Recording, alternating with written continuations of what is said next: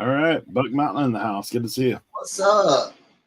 Gizmo was lonely this morning. He just jumped in my right before we came on. He just jumped in my lap.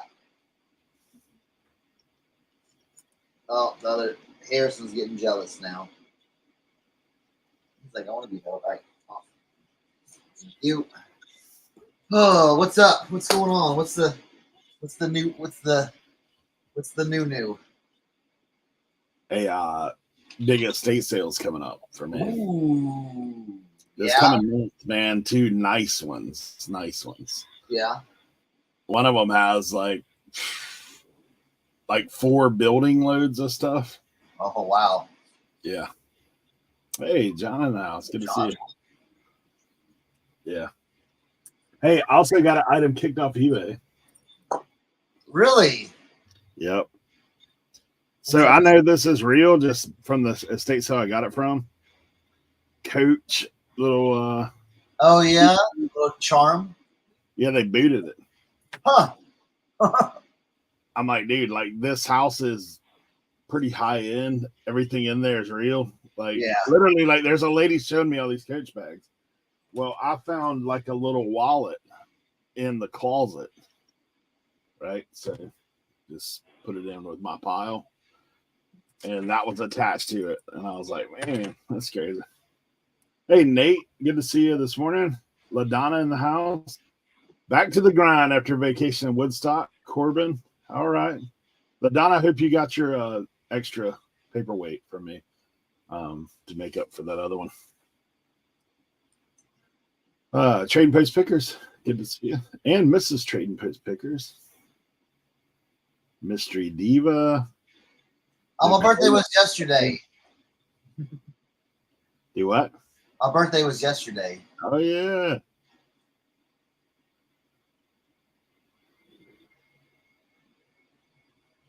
Chilled. I just chilled. When you get older, you just want to chill. You don't want to go do like. I had the big 5-0 this past year, so my wife actually surprised me. We were supposed to be somewhere anyway. Well, that's what called me yesterday morning, and I was still in bed. So I'm like, I'm not getting up.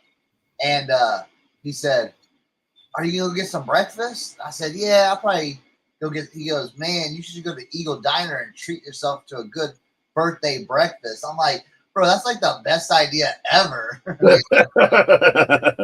Yeah, he needs cake when you can get like the full run of breakfast. Yeah, so I didn't have a breakfast dinner. I had a birthday breakfast. We had taquitos last night. Air fried taquitos. That's what I wanted. I was like, I just want some taquitos. There you go. Simple pleasures, man, as you get older, for sure. Yeah. All I wanted was taquitos last night. Lisa Durr, good to see you. Vintage Sports Flips in the house. Ots Antiques, Justin in the house. Joe Deals, man, sorry to hear about the puppy, bro. Like, it's tough. Joe's dog. I did buy myself something for my birthday. Oh, yeah? I went out to Ross and bought me some headphones. Nice. I'll tell you what. These, all right, so I usually use these on a daily basis, like the little in-ear ones. Yeah. So do you know like Anchor, like the Anchor products, ANKER, that make like the chargers and stuff like that? Yeah. They make really good chargers. Well, they have a brand called Soundcore. Okay. Soundcore by Anchor. And dude, they're cheap earphones, but like the best cheap earphones. Like if you can't, really? Yeah. Now I've had Apple AirPod Pros, and those are like, these are like top level. But when you only have one, because your dog chewed up the other one, and you just never got a replacement for it. Dude, I have to look next time I'm in Ross, because I've seen that whole table right there. Well, see, I get these on eBay. You can go to the Anchor store on eBay and get these. Dude, they're like $20, and dude, they're like a step down below Honestly, the only time I really use the headphones is when I'm working outdoors. Like, yeah, that's my big go-to. Dude, $20, and I was like, yo, I like those, so I picked up these, bro. Nice. If you like listening to music, now usually I'll talk on the phone with these. You know what I'm saying? Right. But if you like listening to music, they're pretty good. They're really good. Beard says, do you qualify for a senior discount? He also says that with the Apple Pros, Chris's road rage makes you feel like you're in the car. No road rage here. We just need to get out of my way. Hey, Cat Swift in the house as well. Good to see you. Yeah, Anchor has a lot of products. So that's one brand I've like bought a lot of stuff from, like chargers and cords and earbuds and all that stuff, and I've never had an issue. So, but Don says she thinks they're the ones that have the big font phone for seniors as well. Not sure about that one.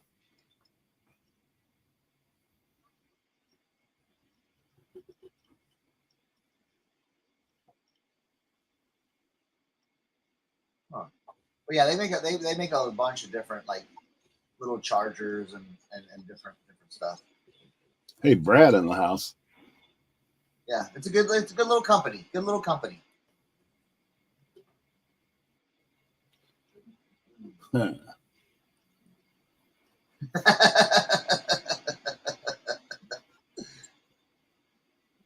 Yep. Hey down there. Oh my gosh. Oh man. Did you see that? Yeah.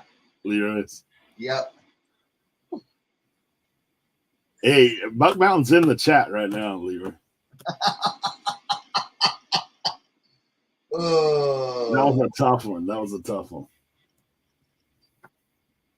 Right. That was something else. You know what? I'm gonna go get me a little pick me up. I don't have. Hey, Walter, good to see you, man. All the other poor hillbillies getting that.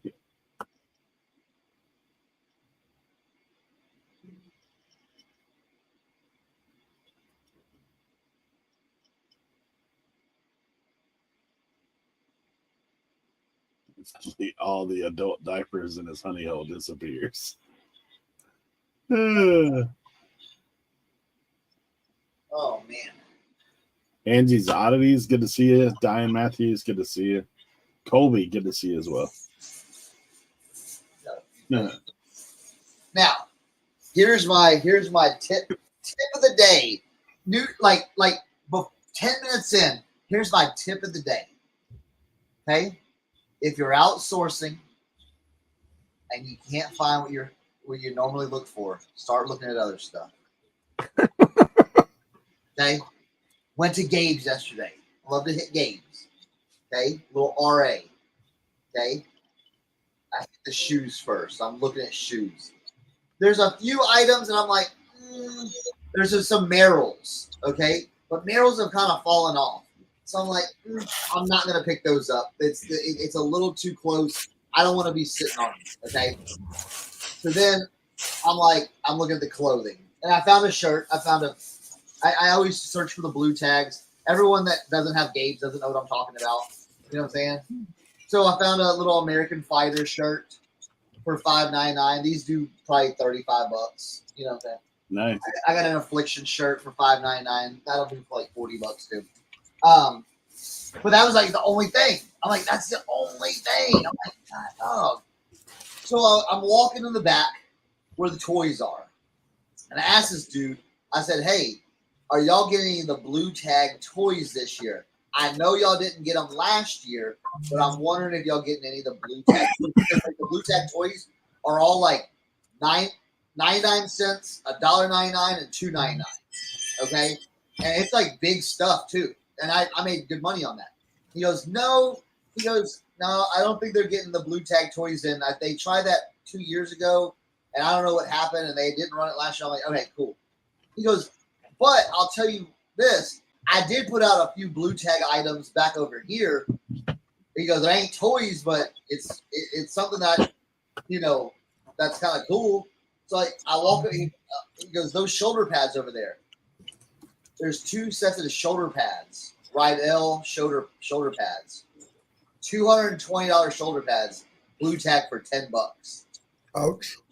So I'm like, all right, well, we're buying shoulder pads today. So that's kind of like my little simple trick. You know what I'm saying?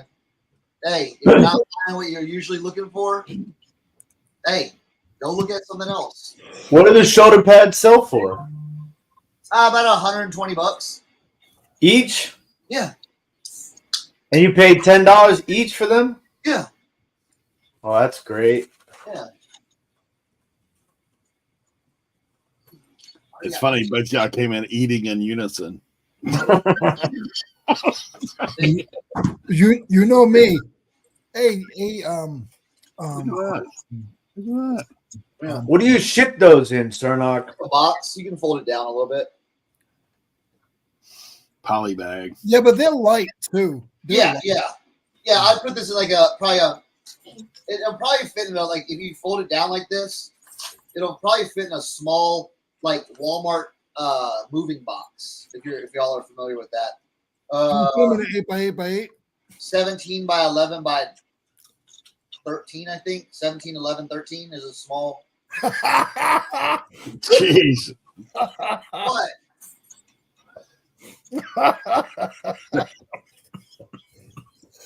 Don't shoot. Don't shoot. We're not close enough. We can't give you the Heimlich. Uh-oh. Do we need to call? Hey, they're gonna say stay on screen. We if we need to call 911. Right. Hey, hi John. What's going on? Scott, you're a mess. I got 52 going out today. Awesome. Yeah. So yeah, that's what couldn't find that, bro. And then same thing at the my honey hole. When clothes aren't doing it, you start looking at other stuff, start scanning stuff. Oh, what's this? What's this? What's this? And so, hey, I got something to show Scott. Every time I think about these things, I always think about him. When I was watching him years and years ago, Scott, look what I picked up last Monday. Is it a Monopoly game, Leroy? No, he knows. He knows.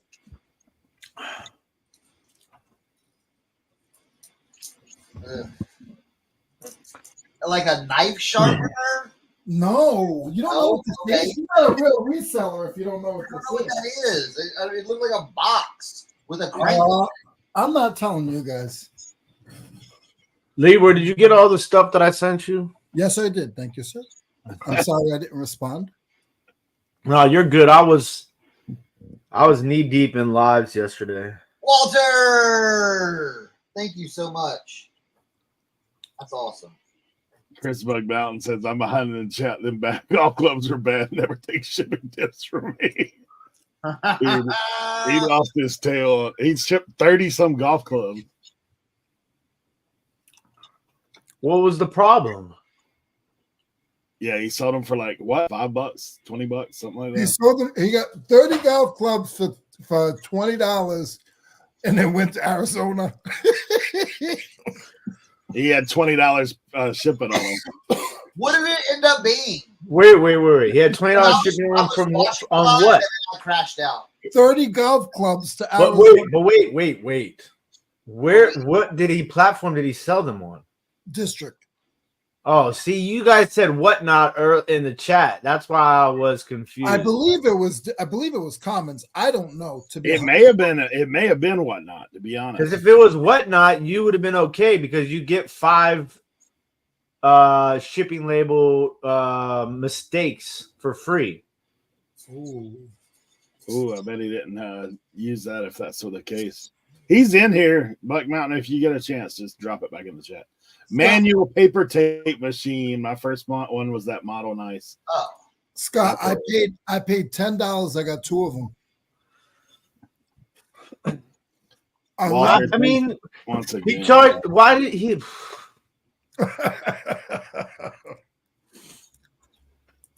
So I mean, it was 30 golf clubs. It might have been a little bit more than 30. Yeah, it was a big. I mean, you could have probably gotten it to Arizona UPS for like 30-40 bucks. That was UPS. It was $45, wasn't it? 45. No, Yeah, it was like 30. It was like 57. Oh, ground UPS ground. Yeah. It was long. It was big. Long and weight. I'm sure weight. I mean, golf clubs are over a pound a piece. You probably got hit with that $15. It was 30. UPS, UPS ground also hits you with a certain amount. Like it was like 37 pounds. It was like 50 inches long. And where's he sitting at? Where's Buck Mountain out of? North Carolina. South Carolina. Okay, yeah. So Chris, we're not picking on you, so don't go crying, please. I don't need to go down there and give you mouth to mouth for a binky or something. Was there drivers in there? Or was it all irons? No, there was some drivers in there. It was everything. That's what it does it. If it would have been 30 irons, you could have gotten it in like, like under like 45 inches. You still should have been able to get under like around 45 inches with the drivers. Depends how long. Yeah. Usually 48-inch box. Yeah, that's what I was gonna say, but under 50. Yeah. Hey, Walter, thanks for the memberships. So new members, 419 Sports Guy, CK Postcards, Nate S, who's in the chat. Congrats. A Bluegrass Picker, Creative Seller, and then Robert Blessed and something.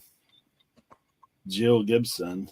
Hey, Beard gets a channel membership rejoin, courtesy of Walter. Steph sells stuff, and Jennifer Hayes in the house as well. Nice. Thank you, Walter. Appreciate you.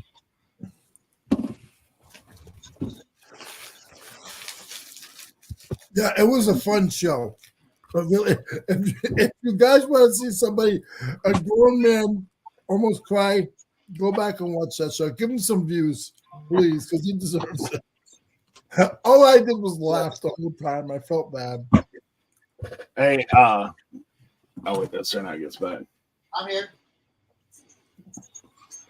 Look, I got a boat too when I was with Leroy this weekend. A what? It's a little bigger than standard though. Oh, look at that! Wow. Is that LOB? No, that's military. That's I was about to say. Yeah, that's a little U.S. issue there. Yeah, that's pretty cool.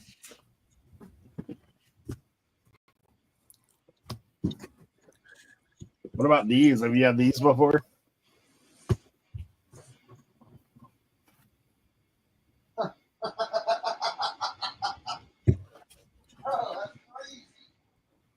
Hey, Cernoch.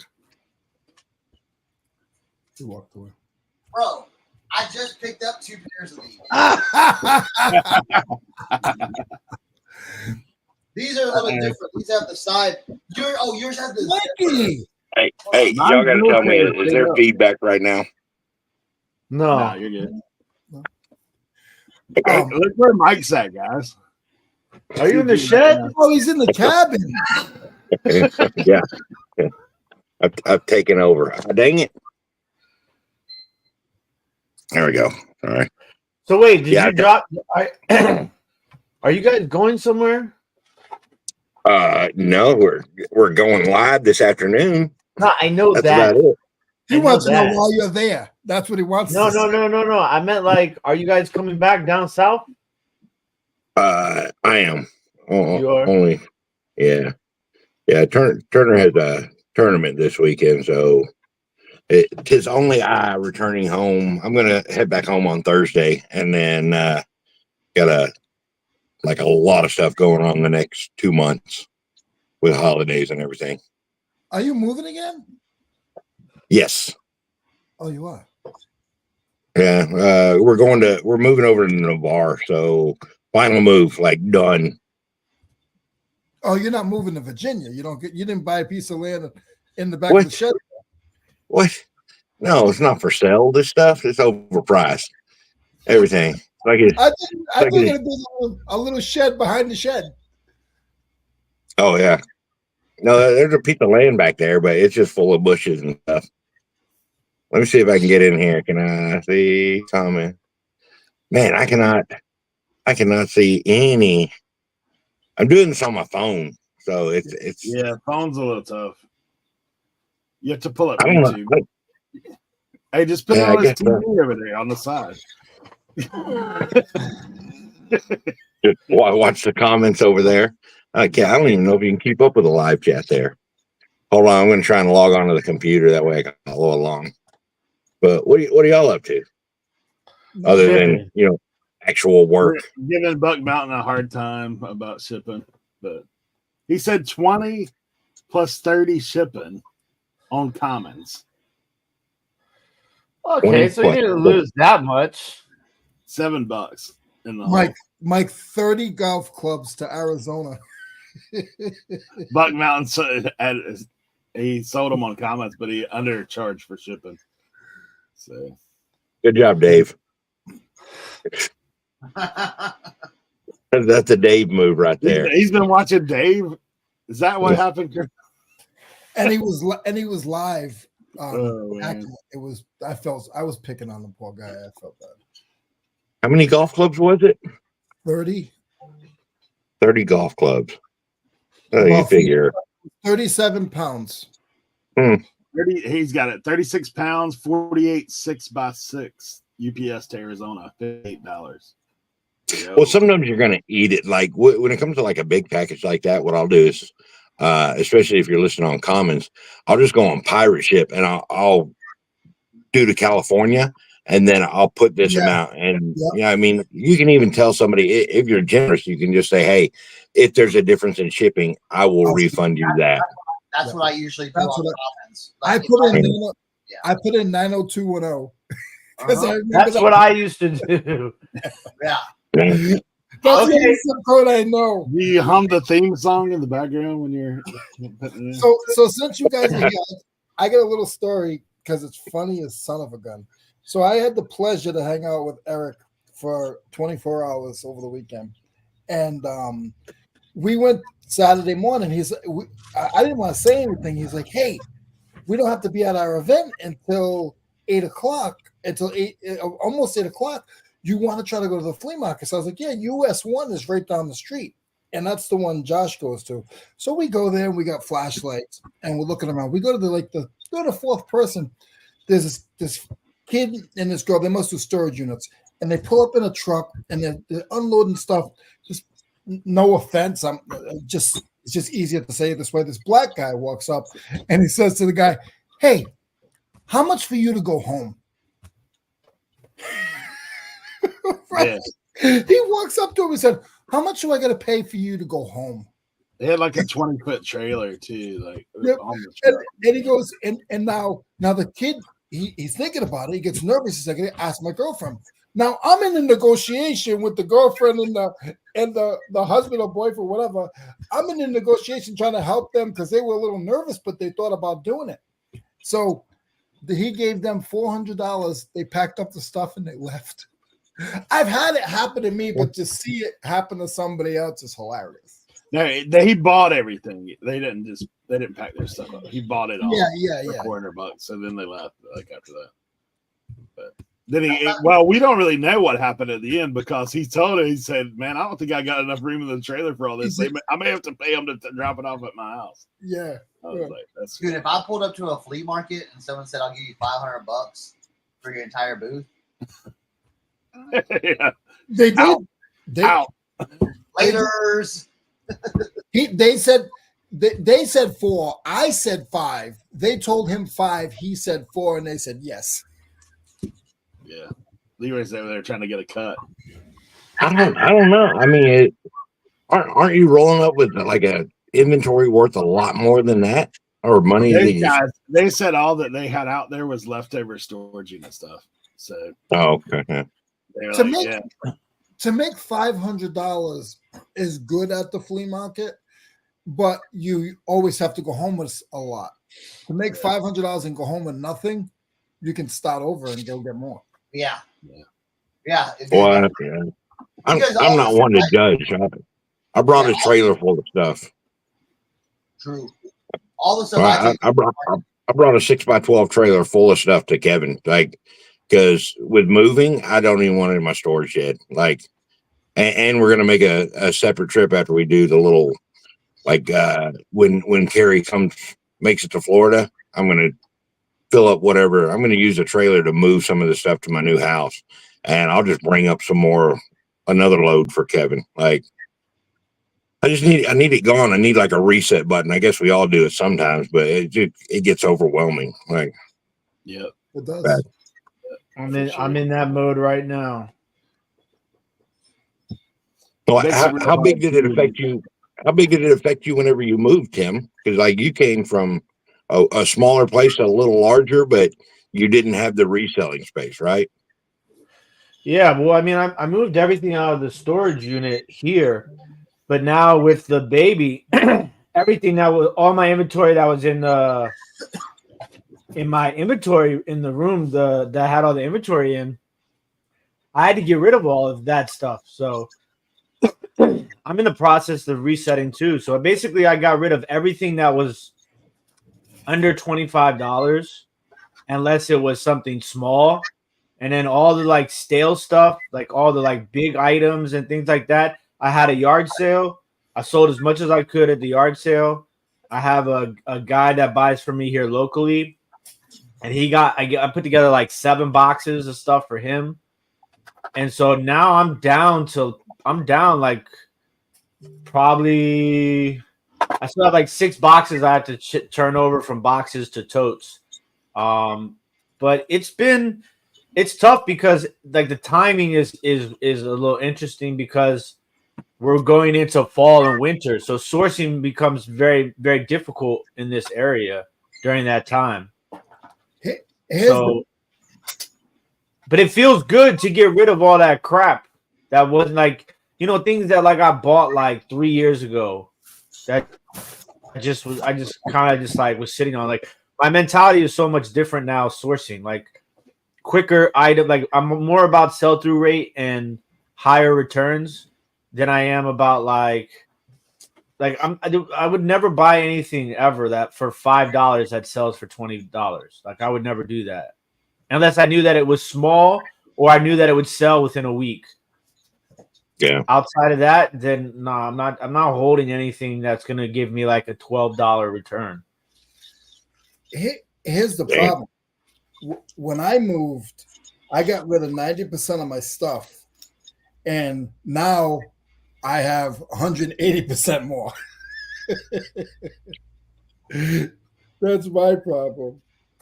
Yeah, I've come to terms that like we can always find stuff. Like there'll be new stuff, and I was kind of same boat you were in, Tim. Like where you look at stuff and you're like, man, that was like 3 years ago, and I go through it and like I would like to niche down, especially doing this. I wanted to stay with like toys, vintage toys, and like video games, like just as far as the reset, because they'll sell a little bit faster, or I enjoy selling them. But there was so much stuff out there that I was like, I got to get like, I was trying to pull certain things for Kevin, but I just started to see so much stuff that I was like, I've got to limit toys. Yeah, isn't that crazy how you have to like? I have to do that too. Just limit myself sometimes because I'm like, yo, I can fill up my car every single day if I want it. And I kind of have to decide, okay, what's eBay? What's wholesale? Possible flea market? Possible Facebook marketplace? And yeah. Well, I don't have a problem getting stuff though. That's well, yeah. Look at Cernoch's basement, like at different, buddy, because like you're like the scene at the end of From Dusk Till Dawn when the earth starts to cave in. Yeah. Like you're ground zero from just all the weight and merchandise is down there. Right. But Walter asked a question. You do all the question stuff. Is it worth it to y'all to have other sellers come to your places to buy bulk from your place or store. Yeah. Absolutely. Cernoch has an open invitation. He said that. I've said that too. I mean, gosh, I even have an Airbnb. Come and stay the night and take on the load. Listen, I mean, I had a wholesaler come the other day, $150 out the door. You know what I'm saying? Yeah, they got some good stuff, but there you go. That Kent Bagel is right there. That's the motto for a person like me. You know what I'm saying? If you're gonna eat it, you better. Yeah, there's got to be a way to get rid of it. That's where we all struggle. Shout out comments. Yeah. Oh yeah. I mean, it's the same thing, but it's about buying stuff at like 10x and then being willing to let it go where the next person has, 4 or 5x on it. That's the goal. I mean, you're making a little bit, but at the same time, you're reducing your work. Hey, and Eric, y'all know me, I don't like to work. Are those the A11As? It don't have A on it, but it is A11. Oh, so it's an A-11? Yeah. Oh, dude, I have that pair, bro. Where'd I put it? Does yours have this on it too? Yeah. Dude, that's crazy you found those. I just found those. Yeah. Let me go see. With Leroy. Dude, the crazy thing is the comps on these things are like 60 to 300. I know, dude. Me and Daigle were looking at that the other day. It's like, well, what do you price it at? You know what I'm saying? These are in good shape too, man. Zippers are good. What are those? Are they like military coveralls or something? Yeah, like World War II era. Yeah. They have Army Air Force on them. That's all they're.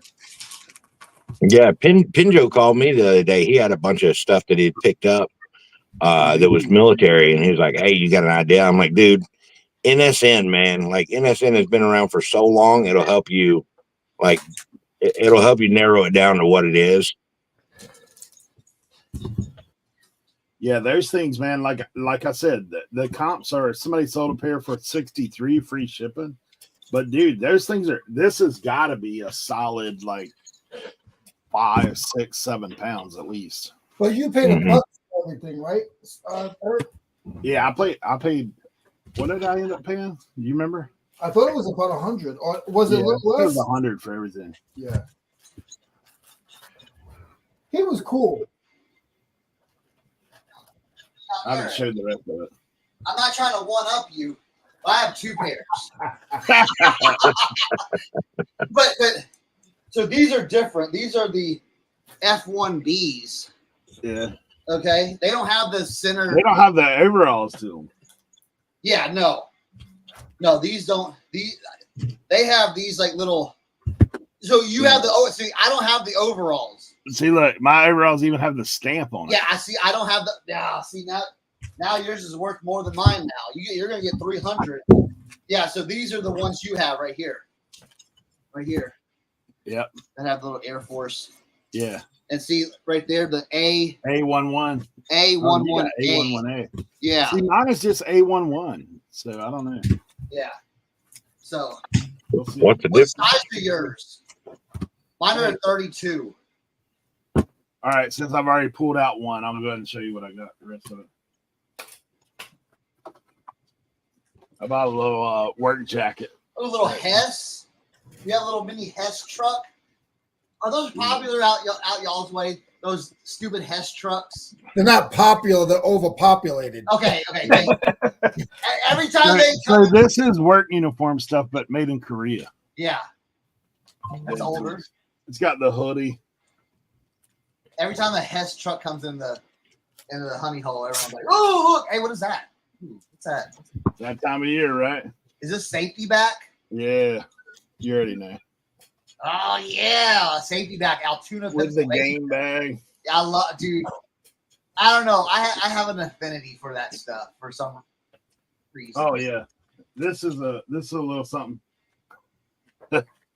just a little something. A little Patagonia. Oh, bro, do it tags, bro. Yeah. I'll tell you the story in a bit. Oh, yeah.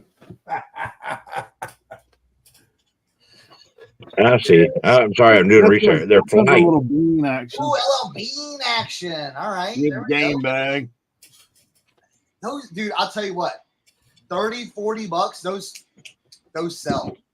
Especially right now, bro. Oh, yeah, this is the Hess with the safety. Okay, yeah, little high vis action. Yeah, same thing, little vintage Korea. No, let's see what else we have in there. Oh, here's a new tags. A little Disney sweatshirt Tigger. Don't rattle my cage. It's on the Disney. Oh, wow. Walt Disney World tag. True that, Walter. Yeah, dude, that stuff. I mean, there's some. I'll tell you what, though, that the Korean stuff doesn't hold a candle to the. Oh, what do I have downstairs? It's some European thing, and it's this is vintage Nike. Well, not. Oh, is that silver? Yeah, silver tag. Yeah. Little Clemson action. I'd say center swoosh on it, even though it's not up here, down here. Still put center swoosh. Little rucksack action. Yeah, I've sold so many of those just at like local events. This is some other type of bag that's military. Flying helmet bag. Ooh, you got the helmet? Yeah. What else in there? What was it? Switzerland? Is it Swiss? I don't know. I've got some pants down there that are crazy. This one isn't super valuable, but I like it. Little starter. Yeah. Starter tag. Little throwback 1998 Bulls. Oh, there you go. 3-peater. Yeah, that's a classic. Yeah. I can run a Commonwealth Flipper video for y'all and just show you everything. Yeah. Show you everything that he recorded last night. So me and Leroy were at this flea market, and I started, dude, the first thing I saw was that T-shirt, and then I saw that military clothes. He had a stack of military clothes somebody was coming back to get. But I was like, man, I just started making a little pile. And I was like, Leroy's over there chatting with him. You know how we do. Like, so yeah, Eric and I work so well together. So he's over there chatting him up. And so I saw that military bag, and it had those other bags in it. So I was like, man, I said, I need a bag to put this stuff in. And so I just started cramming it in the bag, right? And the guy's like, there was a pair of George shorts in there with new tag, right? And so he gave me at first he gave me a price like $120 or something like that. And I was like, man, that's kind of strong. I said, well, look, I don't want these shorts that are in this bag. He's like, man, those shorts are like $50. I was like, well, man, you should be able to go down on that, right? Then we need to come off 100. Yeah, it was 95. It was 120. You said 90. You settled at 95, I believe. Yeah, 95 is where we ended up. I said 80 out of the gate after he talked to me. But what he was thinking of is this. Like, this is what he was thinking of on tag. He couldn't find when I see the shorts out of there, he's like, and then he's arguing with me. I said, bro, I'll just tell you that those shorts are George. I said, George's Walmart brand. Like, on the tag, it said $9. That ain't what you think they are. So, but I knew when I saw those military pants and then those 3 bags that are in there, I was like, yeah, that's a no-brainer. If we had more time, you would have found a couple more pieces. Dude, there was a lot more clothes, but it was dark, and I was trying to go through it. I didn't have much time. But like I would have left there with some out of the other dude's pile is what I would have done. I bought something off a guy, and he took my money and went to go look for change. And I said to Eric, I said, this joke is not coming back. Yeah. I was like, I don't even know if this is staying. Yeah. Leroy's telling him when he comes back, he's like, bro, good thing you came back. I was about to take half this table. He's out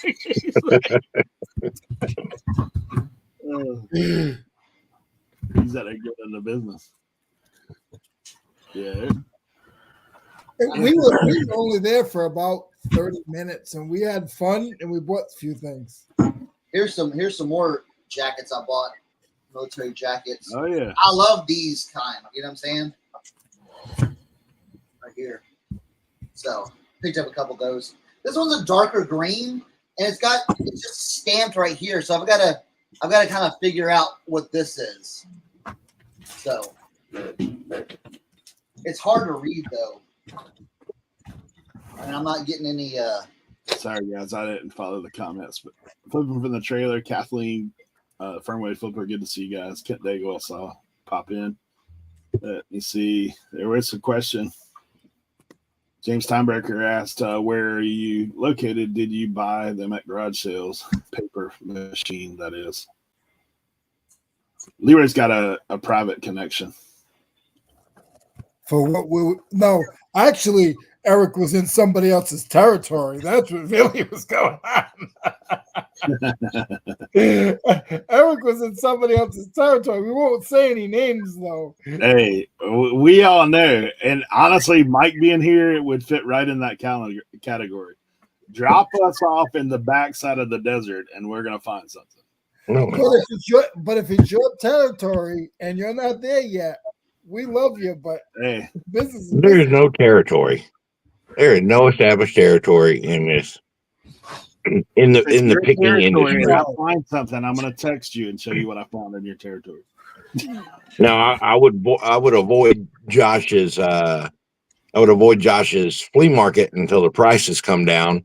Like let him make a few more videos about some other stuff, and then go back and be like, "You're missing money, aren't you?" Like, no more overpaying. Mike. Yeah, we weren't filming out there. They didn't know who we were. Mike, that's where we were. It was we were literally at his flea market. Yeah, I know, but that's what I'm saying. Like, hey, it was in the pitch dark there. Like there were no.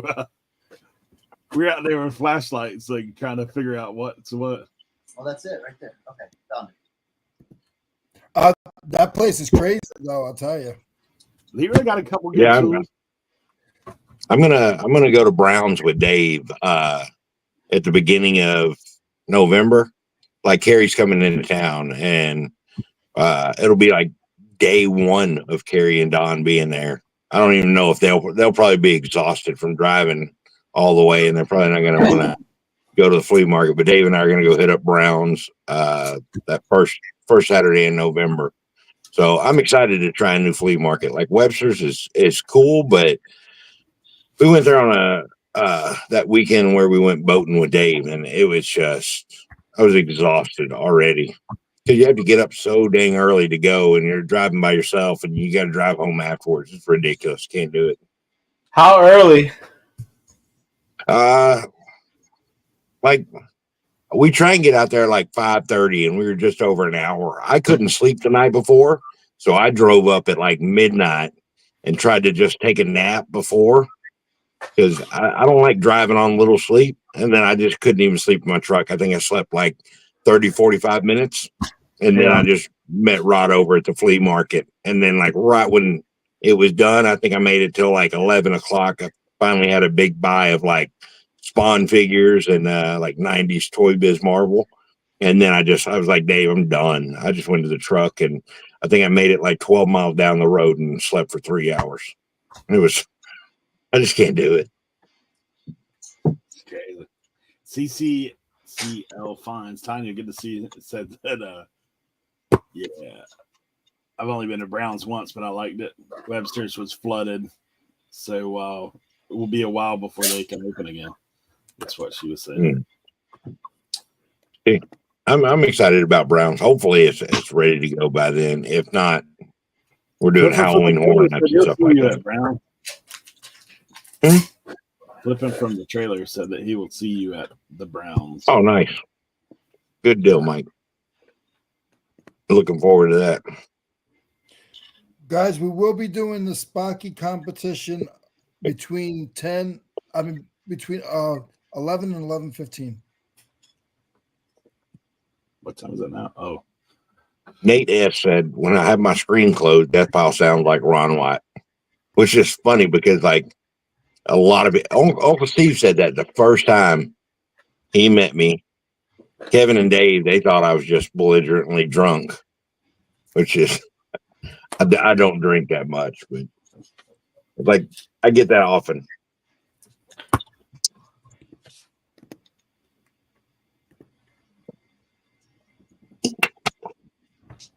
Yeah. Mike, are you going live both days or just today?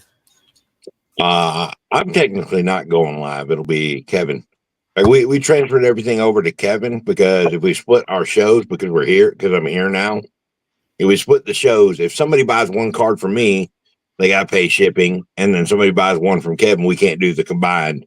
So that's smart. We just put it over on Kevin's, and then that way he can run a continuous train. But at the same time, when you're doing those co-hosting, it will bring some more people for the other people that are co-hosting with us. It's a lot better. It's an easier selling point when you're like, go live with Commonwealth Picker versus get canceled with Death Pile Picker. All right, I did mine. This one's the good one right here. This dark green one. This is Korean War. Oh yeah, nice. It's an M1951 shell. I gotta see. I have some linings downstairs. I want to see if it fits any of these. And then this is they call it an OG 107 field jacket cold weather. So like this is probably like early 80s, but this is older. This is way older. Probably 1953 on this one. So, all right. I tell you, I don't think it's early 80s because they went to Woodland before then. Let's see. Yeah, I mean you're right, but at minimum Vietnam. Yeah, it was from 1981 until the mid to late 2000. Okay, then that's Woodland. I rarely buy the Woodland camo stuff. Oh, dude, you have to. Woodland it's huge with, like, if you look at the quantity that people resell Woodland in, it's because they repurpose it for hunting or paintballing. Like, they love it. I mean, if I get it cheap, I'll pick it up. But, like, I usually wholesale that stuff, Right. Unless it's like Gore-Tex or something like that. Gore-Tex. Yeah, Gore-Tex is definitely where the money is. This is Vietnam because it's got a Scoville zipper. So that's See, that's crazy that you know that stuff. Because I just look at it and be like, oh no, they did the camo in the 80s. And then the OD green, that's what they call it, OD green. They did that Vietnam era. And you're like, oh no, it's got a Scoville zipper. Well, what? But you look at the zippers, and then if you really want to, you look at like the back of the buttons. Sometimes the back of the buttons has stuff on it, and you can get closer with that as well. Yeah. Especially if you look at, like you said, it has the lining, so there's a difference between the button in and the snap in. You can tell the change. Mike, by the way, we're doing like a card auction. I think we're going to start an hour early at 6:00 Eastern over on Dibdit, and it'll be all sports shows. So we're doing some jerseys. We're going to do some hats. We'll do like different apparel and a lot of different cards. I will be live on day 2 of that. Yes. Unless you want to go live any other time, you let us know. Oh, tomorrow is good. My voice is already. I did like 4 hours of lives yesterday, and then I got shipping today between eBay and those 2 lives, and then I have the podcast tonight at 7. Oh yeah, that's right. I forgot you had authentic, but that's why you couldn't do it originally. Yeah. You say your voice is gone, Tim? No, it's not gone, but I mean, I'm just I've been If I had your football team, my voice would be going too. Look at you go. What? I said, if I had your football team, my voice would be going too. Look at you go. Well, it was kind of scary this Sunday. Oh yeah. What did they say happened? Is there any news about it? It's a rib injury, and it's right now it's just day to day. Okay, so that's good. So maximum, like even. I mean, excuse me, week to week. So possibility of plays this week. Maybe they set him. I mean, either way, Mariota didn't do bad. Yeah. But it's kind of easy to do that when you come in and there's no pressure on you. Could have that Dolphin QB core of terrible, and more terrible. Hey, I sent you a trade request, Eric. You just ignored it. I saw. I need a running back. I need help. You got people on the bench that I need starting. Points. Yeah. I'm trying to move past second place, man. Like his name's not Leroy, Mike. Oh, bro. I was watching the game last night because I was playing you. I thought you had me. I'm like, I'm confident. I like the first half or like the first quarter, I'm like, all right, this is shaping up. Second quarter, I'm like, at the beginning of the third quarter, I'm like, that's done. It's over. And I checked it and like, oh, he's up. Yeah, dude, he scored like 45. I know. I'm like, bro, just don't score 25. Nah, I'm gonna score 45. Who is that? Lamar last night, yeah. Lamar's panned out pretty good for me so far. Yeah. Yeah, well, I've now been hit with my third IR person. Ayuk's on IR. He's done for the season. Like it's not that Ayuk was that great, but he had the ability to improve. And now there's no ability. So that makes Pacheco, Tua, and well, now Ayuk's done. At least the other two are going to come back. But it may be too little, too late. I don't know. We'll see. We just have to get to sixth place with Tim's settings of bonus points galore. And my people are not bonus point people. They're short bus people. Rod's crushing it right now. Is he in first? Yeah. I can make a run.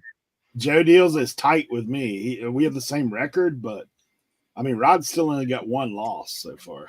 So I'm telling you, I just need sixth place. I got to win out, and hopefully with Cooper going to Buffalo, definite improvement.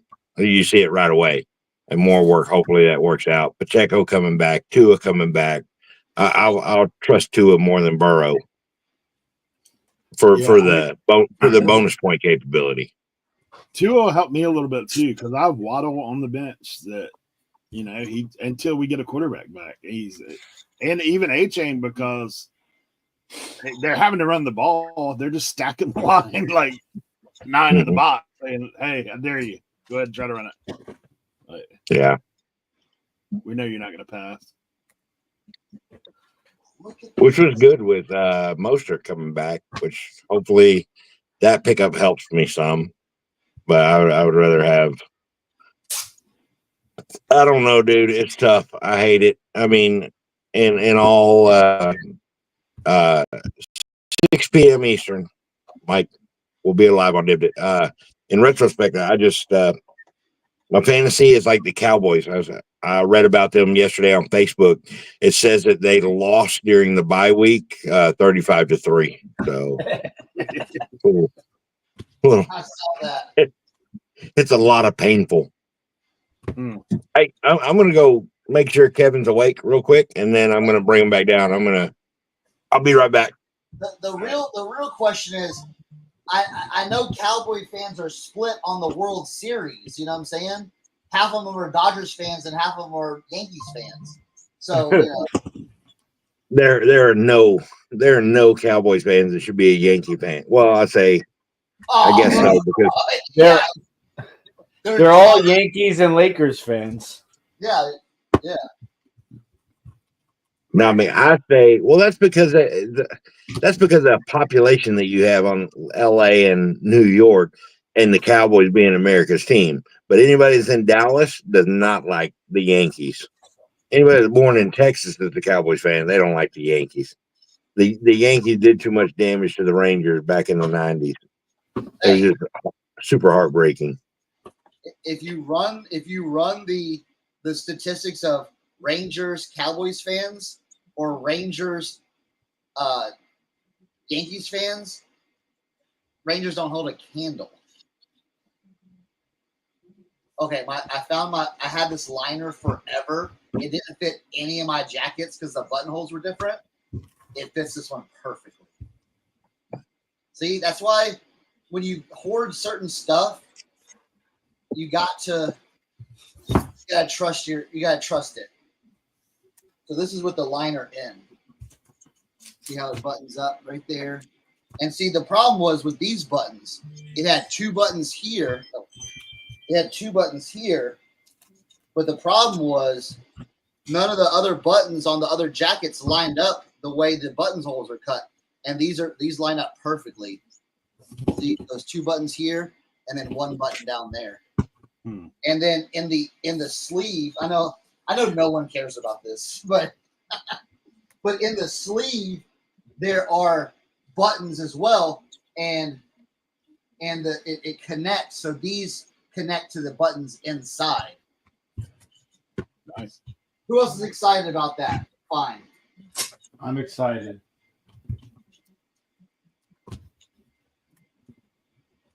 Well, now I got it. Now I have a complete, like a set. I can sell the jacket and the liner. Like an interchange jacket. Kent says, I care, birthday boy. I know. Cosmic Drifter stepped in with a comment, said, that's awesome, Cernoch. Hey. It's the little things, you know what I'm saying? It's the little things every once in a while you're just like, well, look at that. The only problem is design aesthetic. They should have put one more button right here. Up here. But they didn't. We have somebody working on our roof. I don't know if you can hear it. Sounds like someone's burrowing through the top of the roof right now. Thanks, dog. So, hey, sorry to interrupt y'all's current conversation, but we're gonna go get breakfast. Little Kevy Webby, he's not up and cheerful. He's like, hey, I want to come back on. I wanted to come back on at like 11. Right. So it might be like 11:15, but we're gonna run and grab something to eat, and then we'll come back and then hop back. He'll hop back on. All right, let's see. Hey, no worries. Thanks, Mike. Thanks for stopping through. For the next hour, we're just gonna have zipper and button discussions. So that's it. That's great. I'm gonna go take a nap. We'll talk to y'all later. Let me know, chat. Let me know your favorite vintage zipper. Let me know in the comments. Y'all have fun. Riveting content. Come on. So someone hit me with your favorite vintage zipper. Zippo. No, zipper. Always said he picked up a pair. Oh, I was gonna say something. Oh God, I want to say something so bad. Not for all the ladies in here, I apologize in advance. This is not anything from anyone else. This Hold on. We gotta do something here. Okay. Okay. I will tell you the zipper that is not my favorite. It is the one that I caught myself with when I was a little boy trying to go tinkle around the bush. Were you screaming Bings or Franks? Oh, I had blood.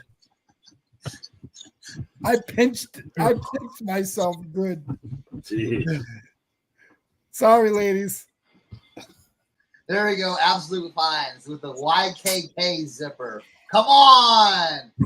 That's right here. Someone see like okay, wait, pause. I'll tell you this, because they still make YKK zippers to this day.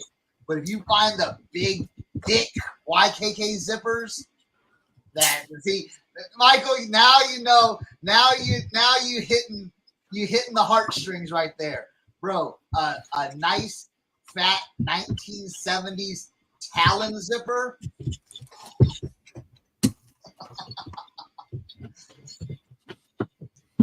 Anyone have a plain yellow T-shirt listed anywhere in size medium, large, size Marge? Anybody got any Marges? Yellow T-shirt. Let me go down. I mean, I can definitely go downstairs and look. Sentimental's looking for one. Brian Krisleski says, does anyone know a good place to get replacement Harley Davidson zipper pulls? Ooh, that might be a tough one.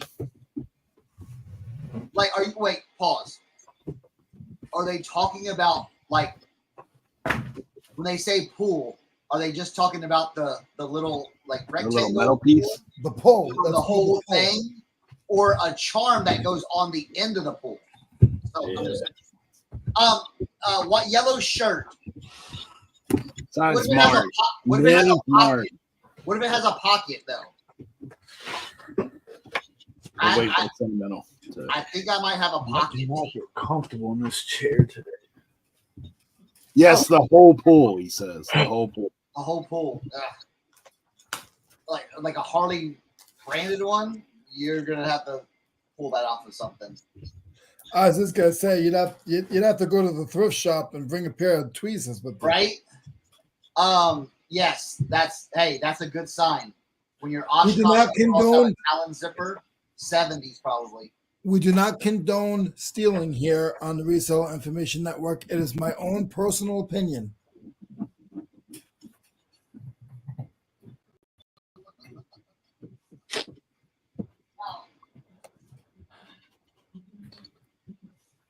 I will tell you, and I'll leave it at this.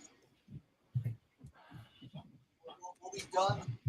We'll be done with zipper. We'll be done with zipper talk. But I will tell you, if you look at some of Polo, like Polo Ralph Lauren, like their certain lines, they use vintage zippers on their stuff. And it blew me away when I saw this. This zipper on this, I don't know if you can see it. Zoom in. This zipper is a Conmar zipper. Okay? Conmar zippers are found on World War II gear. I thought that was pretty neat. So, yeah.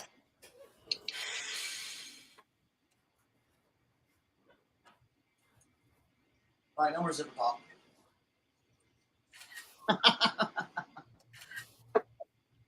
What's up, Pinjo? All right. Did you talk to Pinjo about Yes. the box? Which box? He was trying to maneuver. He was trying to figure out how to do a Frankenbox. And I remember you one time. We really should. I wish we could like go back and like clip up everything from all the shows, all the tips and stuff, and just make like a whole like section on YouTube for those.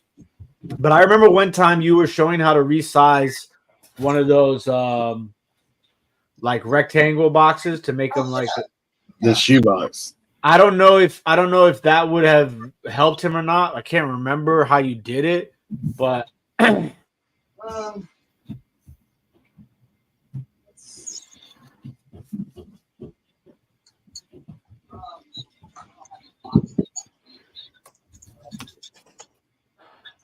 basically the theory is, okay, if you have a box, okay, like a long box, but it's more like slim rectangle, and you need it more volume, not more volume because you're not making more volume basically, but to square it up more, you have to like lay the box flat, take whatever you're putting in it and like put it on the side and then flip it like that to make sure you have enough space. And then what you do is you set it down there. So say you have a box that you want to fit inside that rectangle, you put the box and then you score the sides of where the box is, and then you flip it over and do the score the other sides too, and then and then you fold it where the scores are, and then that's where it's. I might go downstairs later and do it. Leroy, what are you killing over there, bro? A hornet. I was like, Leroy's like back.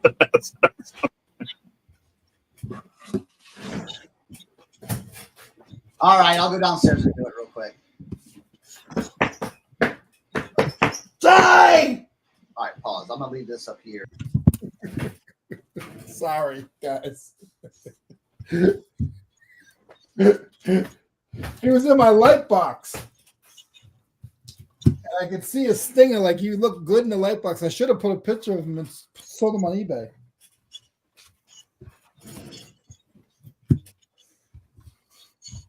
That's the part of being live. You guys weren't supposed to see that.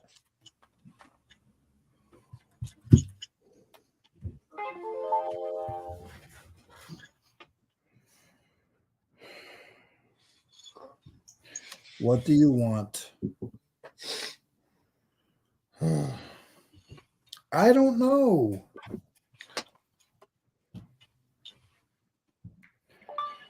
I'm not sure if it's network locked or Apple ID locked. Maybe both.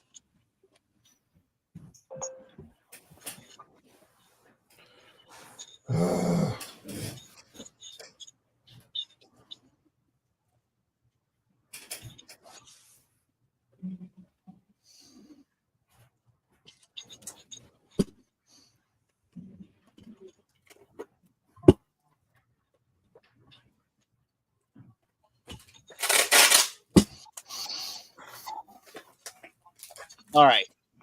I'm in the lab. Okay. So say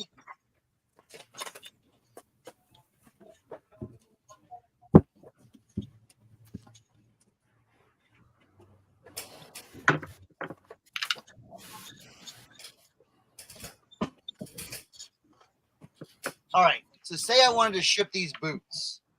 Okay. Say I wanted to ship these boots. And this is the box I have. Okay. Well, the boots aren't going to fit in that, really good. So what I was saying was, now I use an X-Acto knife, or you can use scissors or whatever you have at your disposal.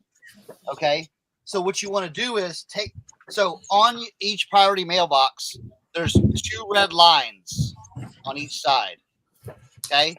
So you want to start with the 2 red lines right here. All right.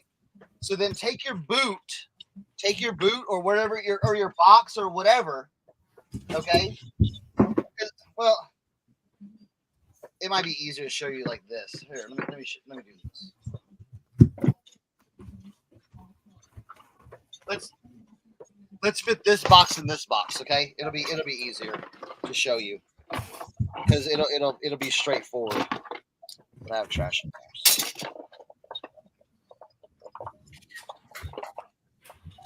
All right. So what you want to do is to make sure this box is going to fit in this box, you want to put it on its side like this. And to see if it has enough, you lay it down then like this. And look, you got extra room right here. So the box is going to fit. So here and here, it's all geometry right here. All geometry. Okay. So then what you do is,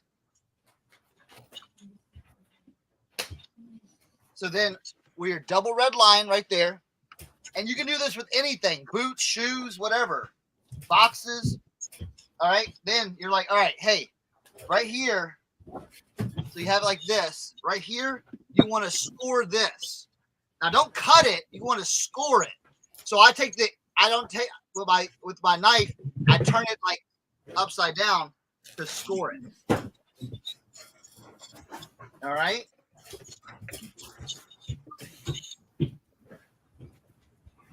Like I said, you're not cutting it. You're scoring it like this. See that right there? You're scoring it. Okay. Now you turn it over and you find the two red lines and you do the same thing. Okay. Like I said, simple geometry here. Score it.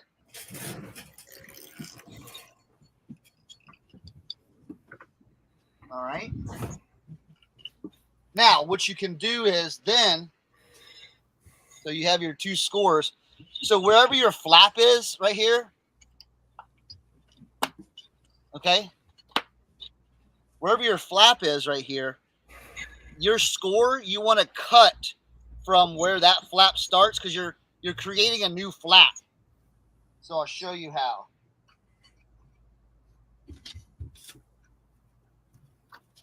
I moved my scissors somewhere. I had some scissors here, but I'll show you. Okay. So then I cut like where this flap is right here. I cut this secondary flap like this. Okay. Because that's going to be your entire flap. All right. So just score it. Not score it. Cut it where the flap should be on that side. Where the hell I put my scissors? I probably took them upstairs.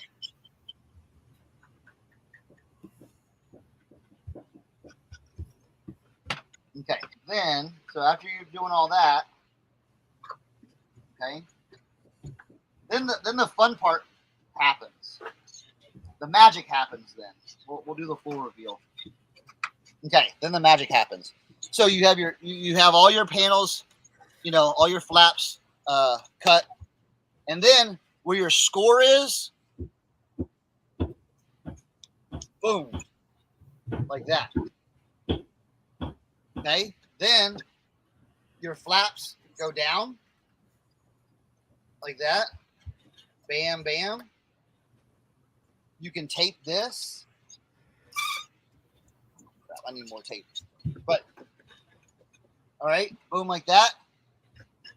And then your newly cut, scored and cut and folded box is ready to take the other box.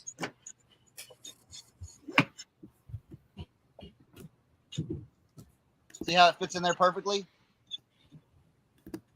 It's all geometry, people. It's all geometry. And then you close this up. There you go. And that's how you. Now, here's the thing. You can cut the priority mailboxes, okay, and do this with, okay. Do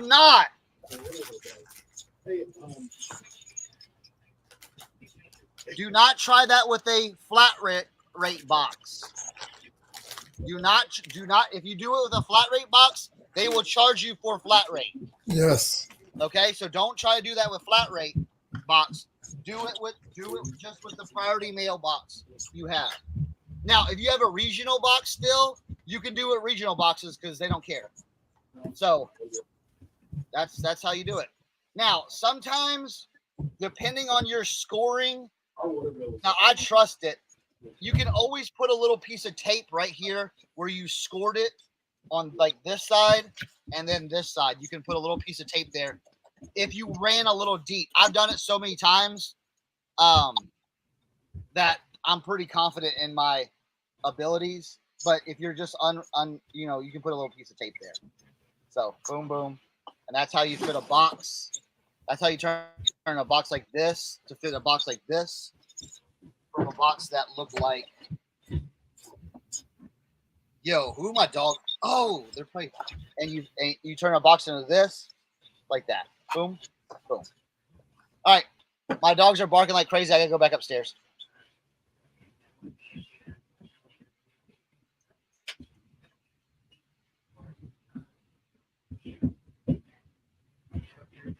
Mute. So nobody's hearing nothing. Oh, let me switch Cernoch out of here.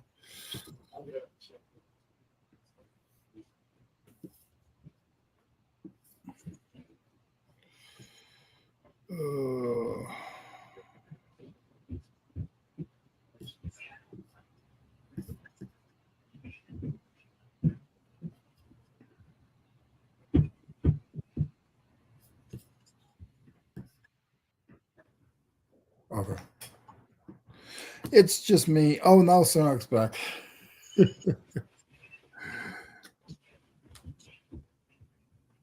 Cernoch, you're on mute, buddy. Yeah, I saw this. Sorry about that. No, you're fine. Yeah. You're fine. So, I mean, that's basically how you do that. I do that a bunch with boots, shoes, things that are like a little bit, things that don't necessarily fit in the shoe box, like the USPS shoe box. So maybe they're like a little bit taller. You know how like shoes are skinny, so you can like stack them on top of each other and put them in. But if you have like a chukka boot or something like that, sometimes I got to put them in the other boxes. And yeah. Yeah, Ben's like, I wish I knew that before spending an hour on that box he sent me. I know. Yeah. So look, I have a shipping video too, but I need another 15 minutes or so.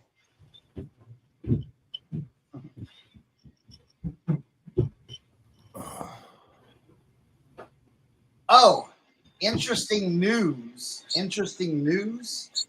Remember those Texas wear bowls I bought?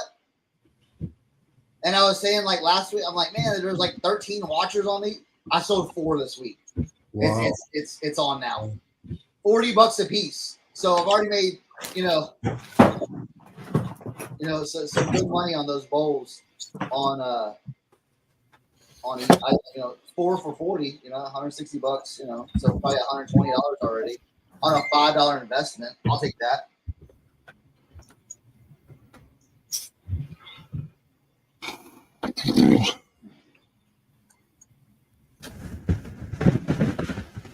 All right.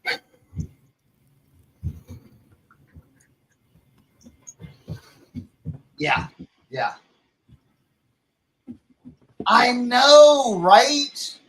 Kelly said, heads up, Poshmark is going to revert back to their old fee plan.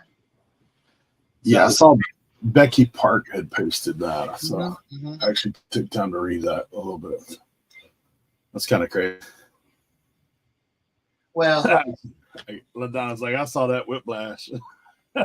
yeah. They, yeah. I mean, it's one of those things. It's how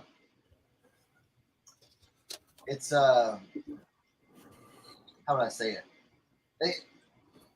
They listen to the feedback they got, but yeah, it was a fast turnaround. I think they were like, yeah, because when you kind of look at it, it's like, hey, I'm buying a $25 shirt, and then I've got to pay shipping plus fees. Yeah. So that $25 shirt turns into a $42 shirt then.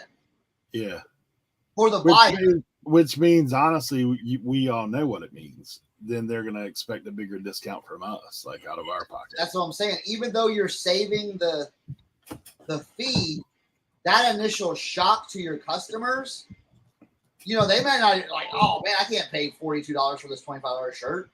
Yeah. Okay, so I mean, it's like this. Would you rather have no fees and less sales, or the same fees and the same sales? And it's like, I think that's what a lot of people.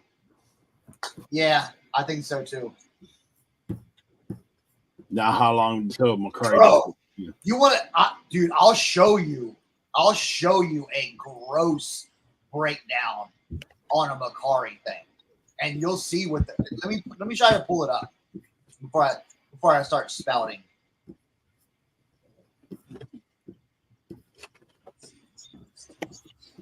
If I can find, Macari on my computer just runs so slow. You can do it.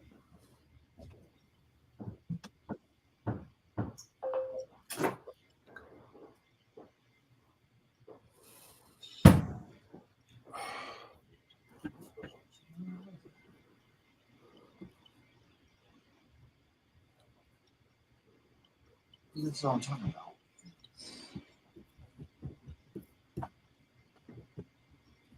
Oh, okay, here we go.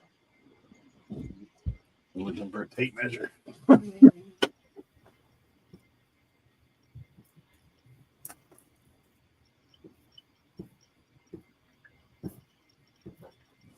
Load, jeez.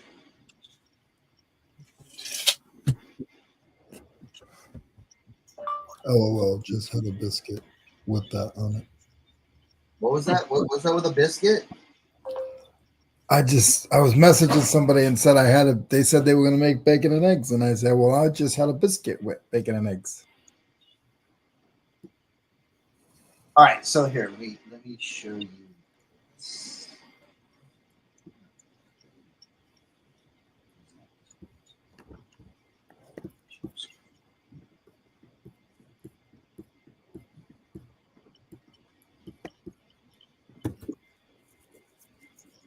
Let me blow this up so you can see it.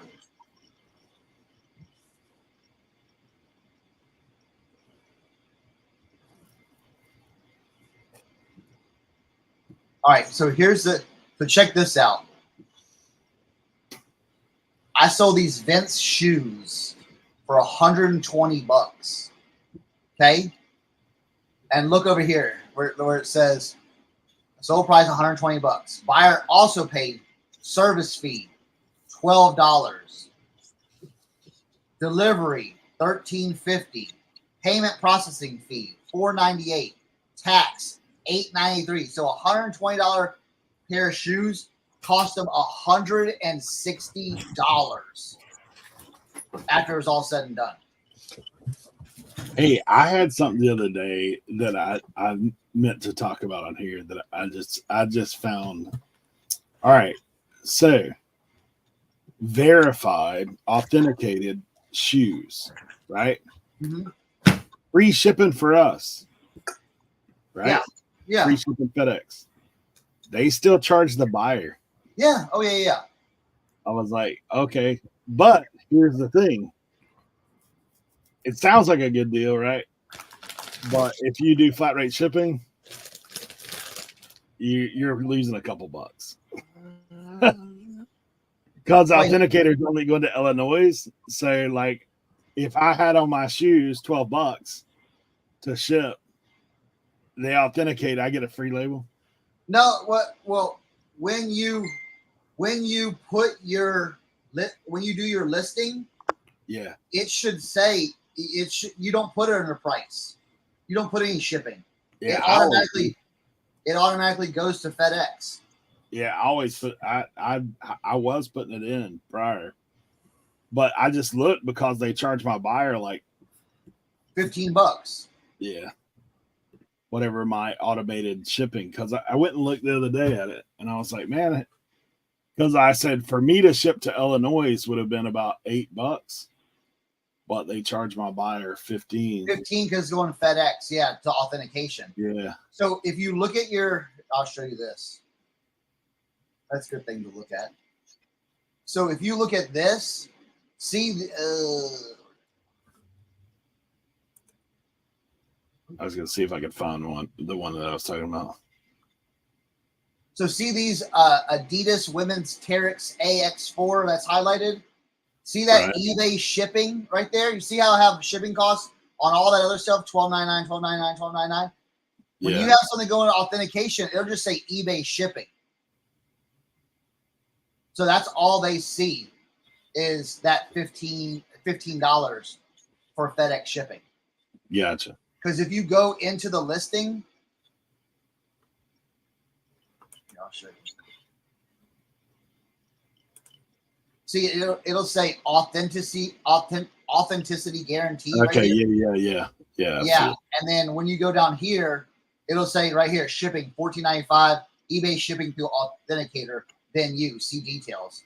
A lot of people don't see click on that, but it shows like what it is right there. So that shouldn't be a worry for you then, Eric, you know, like. Yeah, I was just thinking because I was like, I know I pretty much run standard like on shoes shipping, and I was like, man. Yeah, if you're getting that free, but you're getting that free label, so they're not charging you. They're charging the buyer. And I actually like that, dude. I'm telling you, when your shoes go through authentication, it makes it a little difficult for them to kind of send stuff back. I knock on wood, I've not had anybody try to at this point. Yeah, shoe authenticate. I'll tell you this: shoe authentication for eBay is a good thing. There are dudes that try to do this and not. I tell you this: it protects the buyer as much as it protects the seller as well. So I think all around, it's a great system. Yep. Yeah. 1,000. Ken agrees. 1,000% great thing. Yeah. Yeah. Just when I looked at it the other day, that's what I was thinking. I was like, man, they charge them $14.95. I was like, I knew I could sit there for $8, but yeah. But that's the confidence you have in it going to the authenticator.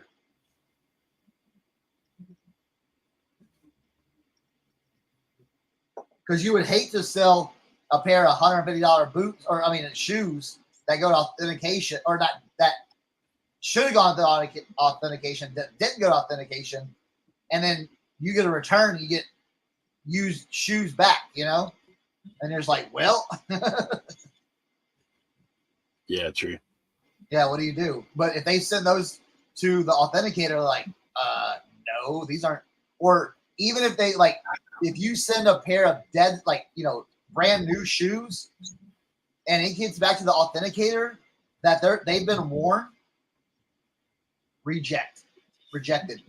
Nope, they're sending it back to the buyer saying, case closed, sorry about your luck, boom, nothing. Good day, sir. That's what they get.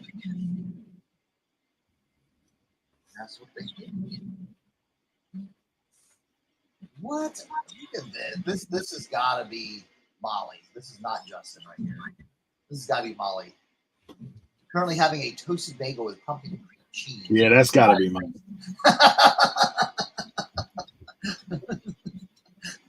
I don't see no meat on that whole thing right there. Yeah, and that's the thing, Kent, you're exactly right. Look, plus, eBay invested millions in this, and it's still a zero cost to sellers. That's a huge thing.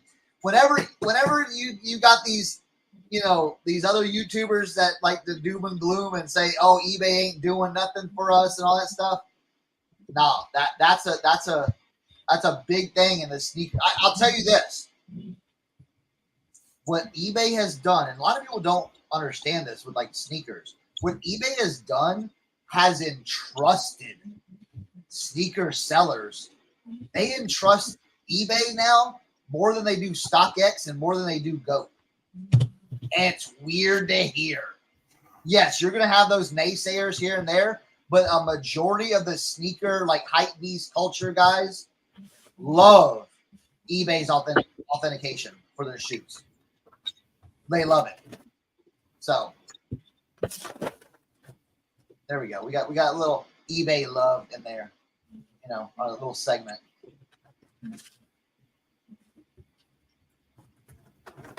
Yeah, so I guess it's okay that they make an extra $5 off shipping. Yeah. I have nothing against eBay. eBay is the best.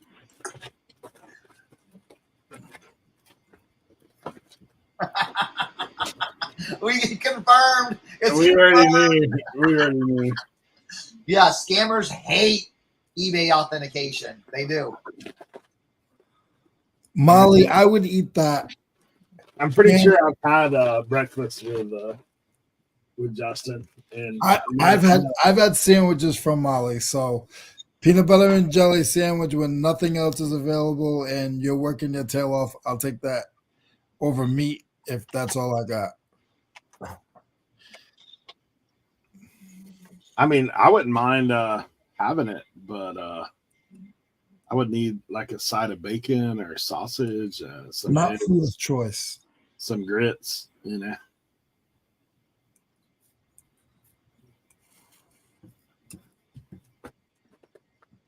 I saw the weirdest thing at me and Leroy went to this men's conference thing, and I saw the weirdest thing. This guy had a bowl of grits with grits and oatmeal in the same bowl, like beside each other. I'm like, yeah. No. Yeah. The grits had cheese, the oatmeal had like sugar and stuff. I'm like, what are we doing here? Eric mix it all up, or was he eating it? Like, no, he ate it separate in the end bowl. So, you know, you like, what are we doing here? Like, I was like, what are y'all doing, bro? Like, I got in trouble because I went up for some banana pudding, and the guy gave me this little bit, and I was like, "Hey, I need another scoop." He said, "That's all I can give you." I said, "I'm a big guy." He goes, "Yeah, there's a lot of big guys behind you." You didn't do the Chipotle CEO. Hey, a little more.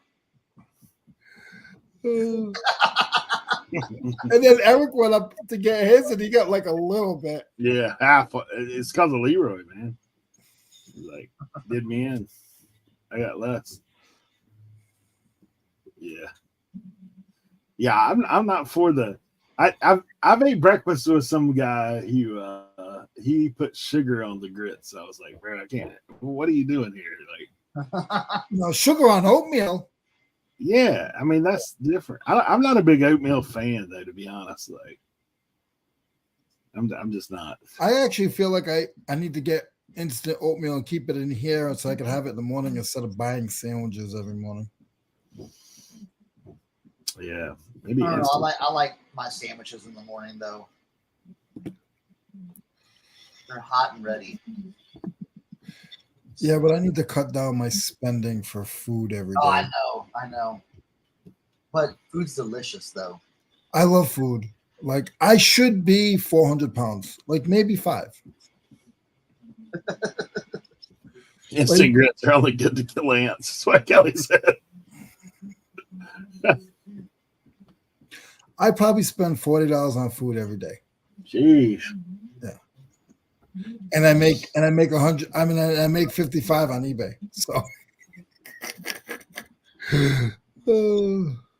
a classic PB&J on good white bread with a glass of cold milk is out of this world. So it says. Molly.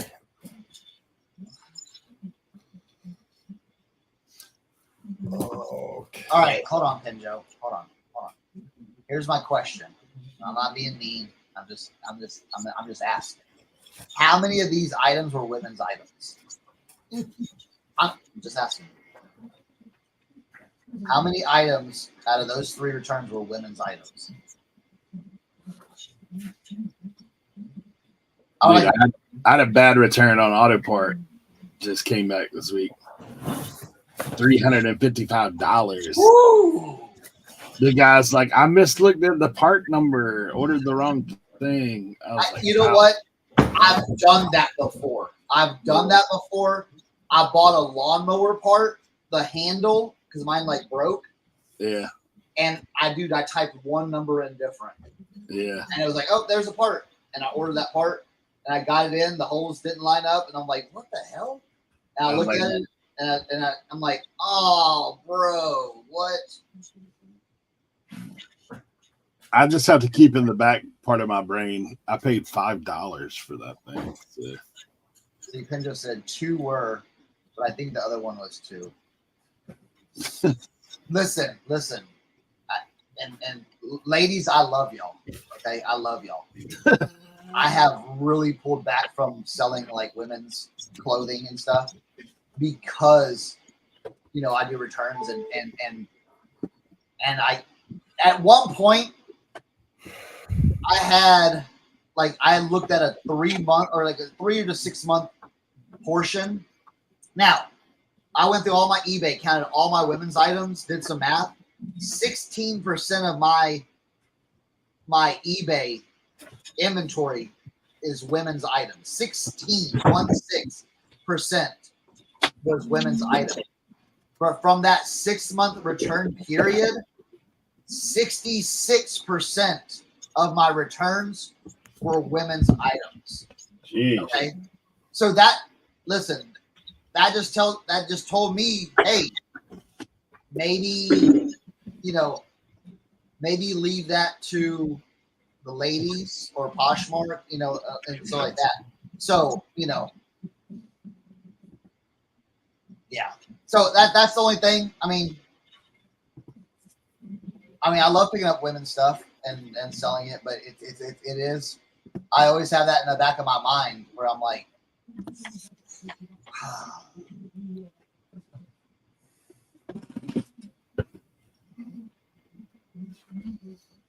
hey, Kat, you said it, okay? That's why I was being careful.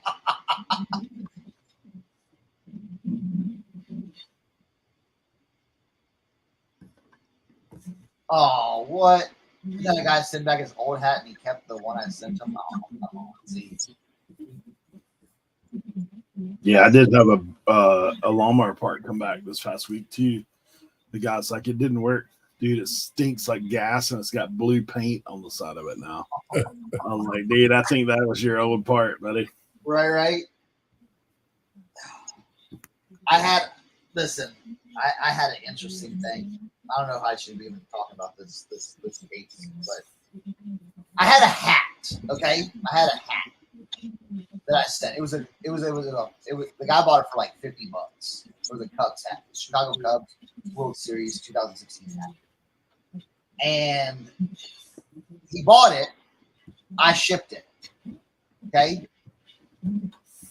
Well, he basically sent me a nasty email or a nasty message, oh, blah, blah, blah. You're trying to scam me. It's not showing, like where it's not being delivered, yada, yada, whatever. So I'm like, dude, I said, let me investigate.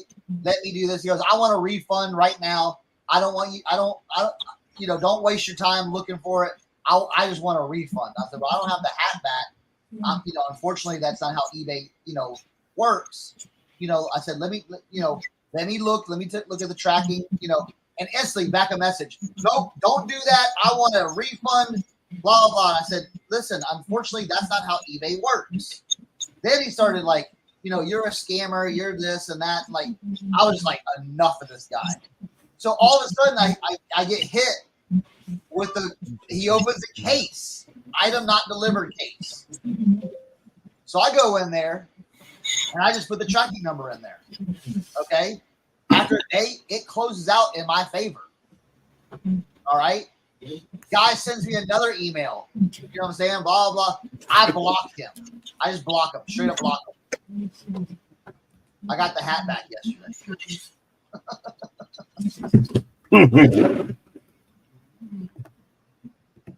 Relist. That's good. Sorry. Yeah, I did notice the other day that now eBay will not let you refund it until they open a return and send it. Because I used to like sometimes I would just refund folks. Nope, not anymore. Like that's not happening. I wonder if it's to cut out like some type of scammy situation.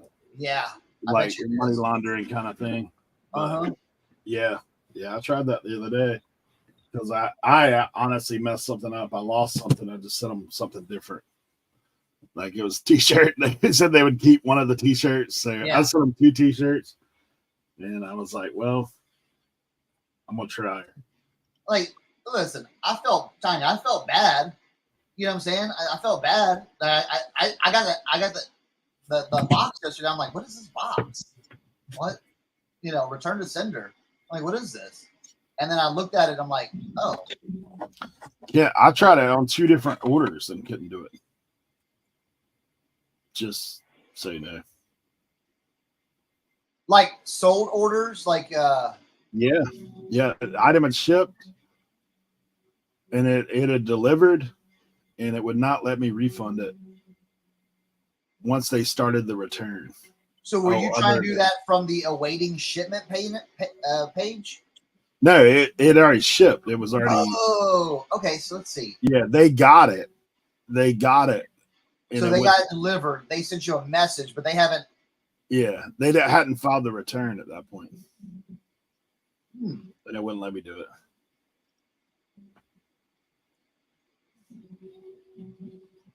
Well, right here it's showing.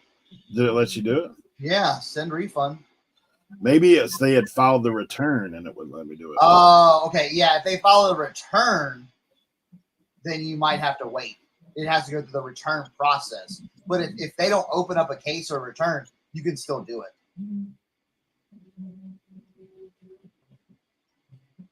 All right, cool. Wait, hold on, let's see. Another thing to watch out. Buyers who use straight words. Recently had a buyer complain about an item and demand refunds once it was marked for delivery. I usually have good I'm usually good with freight forwarders, you know, because once it, like, if it goes to Oregon, like a lot of the freight forwarders in Oregon, once it gets to Oregon and they send that overseas, it's done. By the time it's going to take, it's done. Now I did get a neutral feedback from one of the freight forwards. I'm like, bro, this is not even my product that you're talking about. But it was neutral, so I was like, whatever.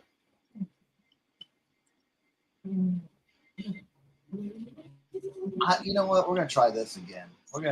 I did get a negative feedback on something, and it was like, it was kind of my fault, but not my fault. All right, so here's the story. I sold like a crutch type thing, like a knee crutch contraption. All right, I took pictures of my item and sold it. Okay, so when they got it in, they said, "Hey, yours is missing a strap that goes around your like thigh part." All right. So I said, "Oh, I didn't realize that was a piece for it. If you see my photos, my piece doesn't have that. How would you like to proceed with this?" That's exactly my words. I said, "How would you like to proceed with this?" They said, "Well, I'll let you know. I'm going to look on Amazon to see if I can find a replacement strap." I said, "Okay, let me know if that works." Okay. Didn't hear nothing from them then. Okay. I'm waiting for the response. Nothing from them. They leave me a negative feedback saying, "Guy sold this piece, didn't have a part that was integral to it. I had to go on Amazon and spend $20 for the strap." So it's like, well, you didn't let me do it. So I don't know. You never came back to me and said, "Hey, this part's $20. You know, hey, like, can we work out a deal?" Like, I would have sent them like $20 partial refund. But now that they left me a negative, it's like, well, should I just go on like I did those couple other ones and see if I can get it off that way? No. I haven't had any luck lately trying to get rid of negatives. I have an issue where I have a couple of items that were pickup only, and I cannot get them removed off of my ship that I have to ship them out. I've tried messaging eBay. I've tried messaging the people who bought them. They will not respond. I don't know what to do. And I noticed that my eBay score went down a point and I have no negatives. And it's been a couple of weeks. Your score went down, but you don't have any negatives? Yeah. You have to have negatives then if your score's down. It went down 1 point and I don't see no negatives on there from recent. Yeah, but it goes back an entire year though. Your negatives stay on there for a year. I know, but I'm saying like I was a 99.8. Okay. And now I'm a 99.7. And there's nothing on there recent. And I just checked last week and I was a 99.8. Now so when you go to your feedback, like you know, like on the computer, when you hit that little number by your name on your Seller Hub, your feedback, it should open up where it says that your feedback ratings then positive, 1 month, 6 months, 12 months, positive or negative. What does that look like?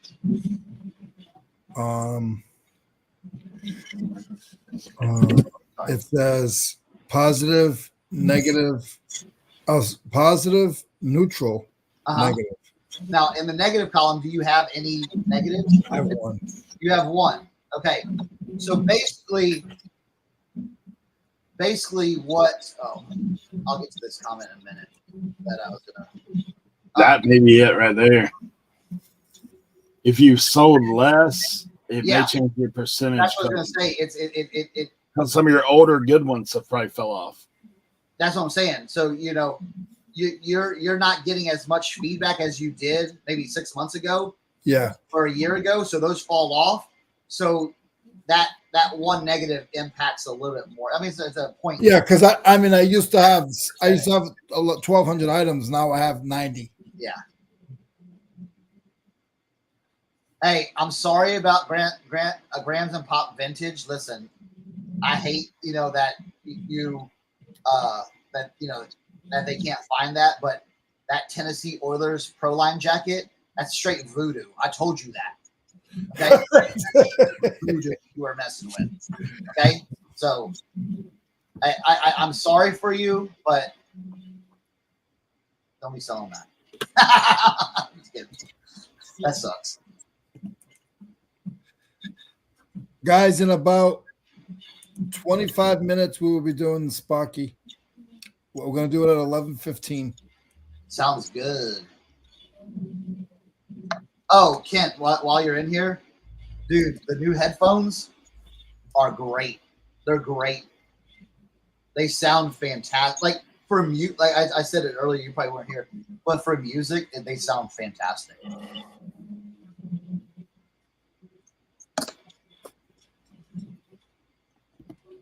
So Ross, look for the Soundcore by Anchor. These headphones at Ross for $20. So worth it. If you like listening to music, so worth it. They're wireless. Yeah, they're wireless.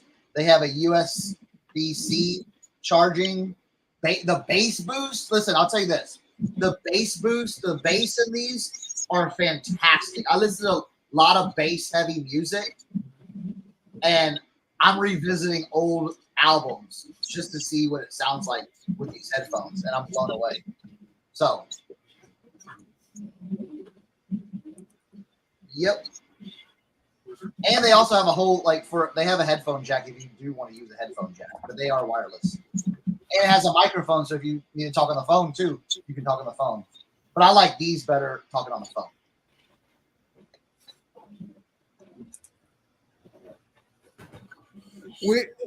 I know this is going to cause a problem, and again, let's cause some problems. Okay, I don't know better, and I don't know how to say this. All right, start over. I don't know better. No, start over. Wait, listen, Leroy. Okay. Pause. Okay. Time out, Leroy. You ain't gonna play the all shucks. I didn't know. Come on. All right. Here's what my question is. Why do I see signs that say Wu-Tang Forever and it's a Trump thing? I don't understand that. The political signs? Yeah. It's just it's a mocking the political signs out there. It says Wu-Tang. I've seen Wu-Tang is forever, Wu-Tang's for the children, stuff like that. It's just mocking the overall entire political scene. Because Wu-Tang means something else. No, it's just people are fans of Wu-Tang. No, it's an old meme joke. It's probably a 10-year-old meme joke. But it's on a real political sign. It's not a joke. Yeah, they make them. Yeah, we have out here. I can get a Mothman 2024 sign for my yard if I wanted one. Yeah. Okay. I didn't understand it. I didn't understand it. I still don't, but it's okay. Yeah, it's where everyone has, you know, all their signs up, and you know, you can just have a quirky, funny sign. It's almost like Go Brandon. No, it has nothing to do with it. It's apolitical. It's nothing. It's nothing to go against either candidate. It's just apolitical, where it's just like. All right, let me show you this real quick. All right, see this open return right here? Now let me get here on it. So more actions, right? Slide down here to send refund.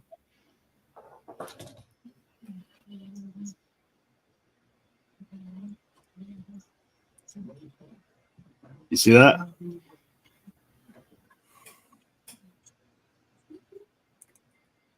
Yeah. Huh. That's what I'm saying. That's the screen I kept getting. As you can't. You can't. Because there's a return request open for this item. Now, right, once you receive the item, you can send a. Yeah, go to your orders page. Go to your orders page, paid and shipped, orders paid and shipped, and find that there. See? All right. Yeah. Try that. We're gonna take a look.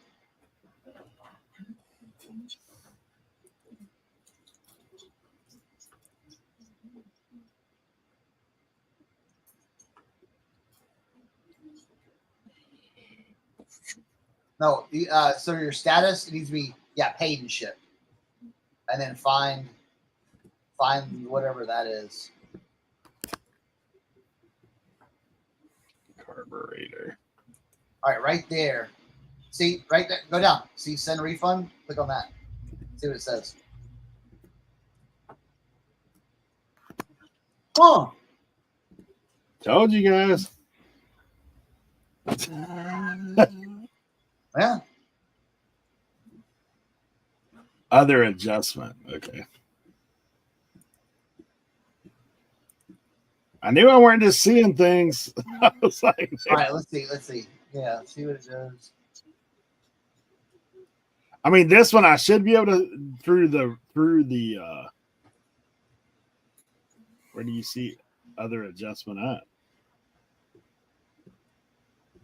Archive, order details, send refund, report buyer, contact buyer, sell similar.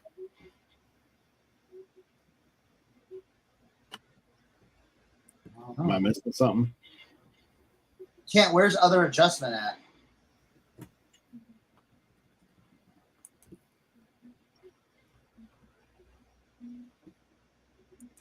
It's not in the drop down menu.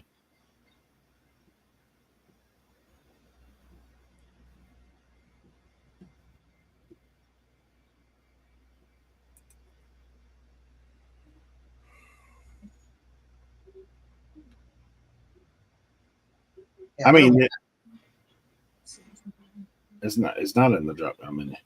Yeah.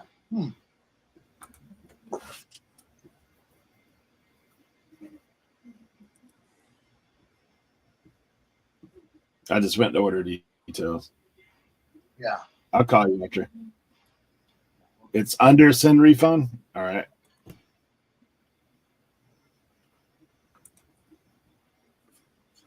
Now, when you send refund, view order details. All right, view order details. More actions.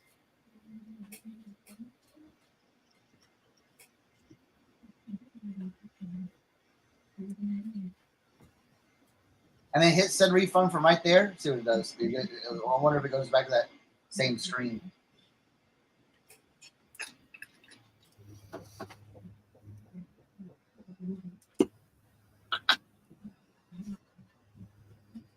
Yeah.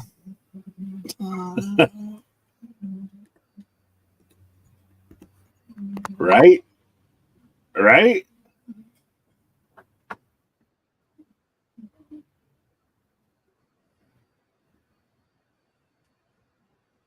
They may not return it. Well, this item currently is returned. I was actually just pulling it up for an example, but like I was telling you, like once they file the return, it's not letting me, because I used to do that all the time, to be honest. Like if it's a low dollar item, I'm not messing with it. I'll just whatever, send them a partial, let them keep it, send them a full, if it's something I'm not trying to resell. But yeah.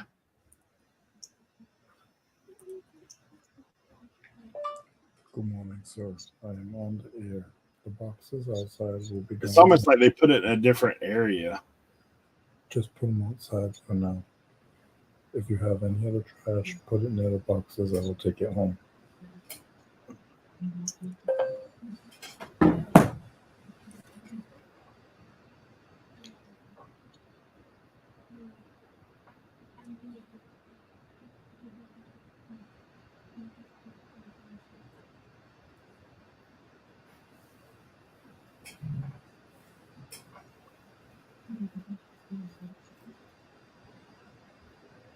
Nick Pick, I'm telling you, like it's not it. We just went through it. It won't let you do it.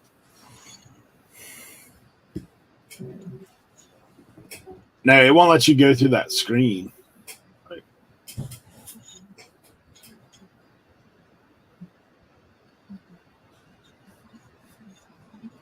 talking aliens.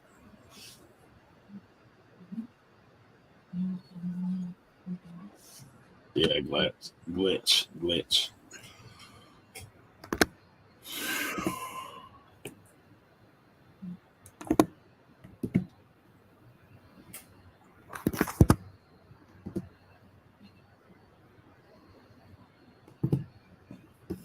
Yeah, I do it sometimes for low dollar items. If it's something I've had for a long time, I just want it gone.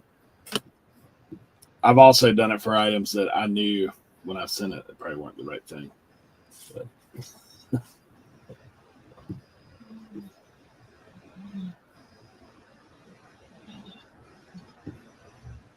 It's on the other server. I don't know. Like I said.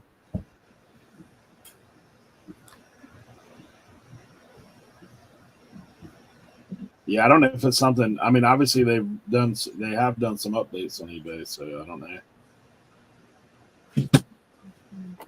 I knew I weren't seeing things though. I was like, yeah, it's really what's happening.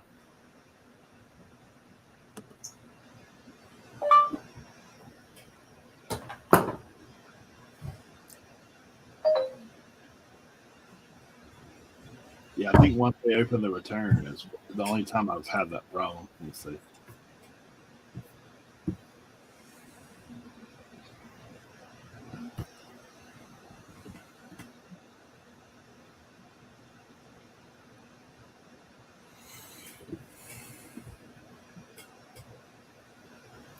All right, Tim, I got something for you guys to look at real quick.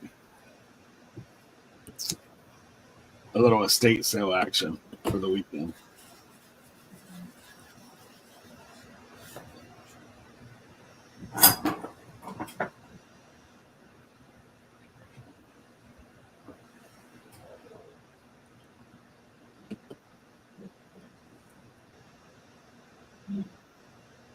That little amber bird down there, that's the same as those blue birds. Or that same type thing, right? I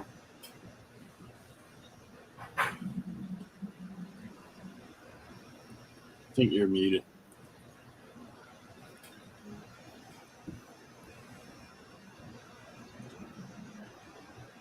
They've got some crazy Fenton lamps in this place there.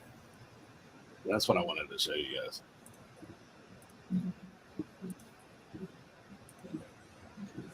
And some crazy furniture. I wish that I had place to do this stuff because, like, look at these couches and stuff. It's great. So now you're behind the scenes.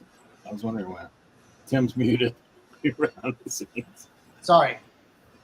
Yeah, I was like, no one's talking. I was clicking up like crazy, like Victorian couches, but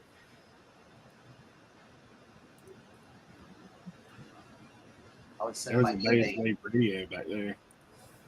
Right there. little bows action. Yeah. Dude, there's super nice furniture in this place. Like cedar chest. Is that Lane? That's Lane. That Lane cedar chest is good. Alta Vista, Virginia.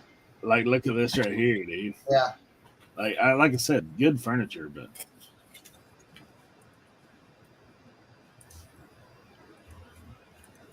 there's somewhere. Where are they at? Little ruby red. Might get that clothes rack. Right? That's what it would. Where's the lamps at? I know they're in here. Yeah, like these chairs right here, dude. If I had a place to unload those are bound to be money, right? Yeah.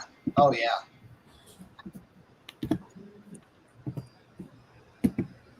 And more.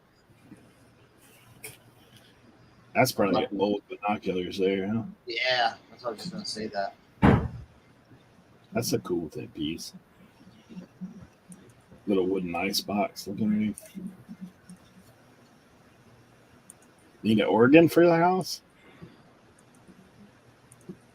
All right. I don't think there's nothing really there, huh?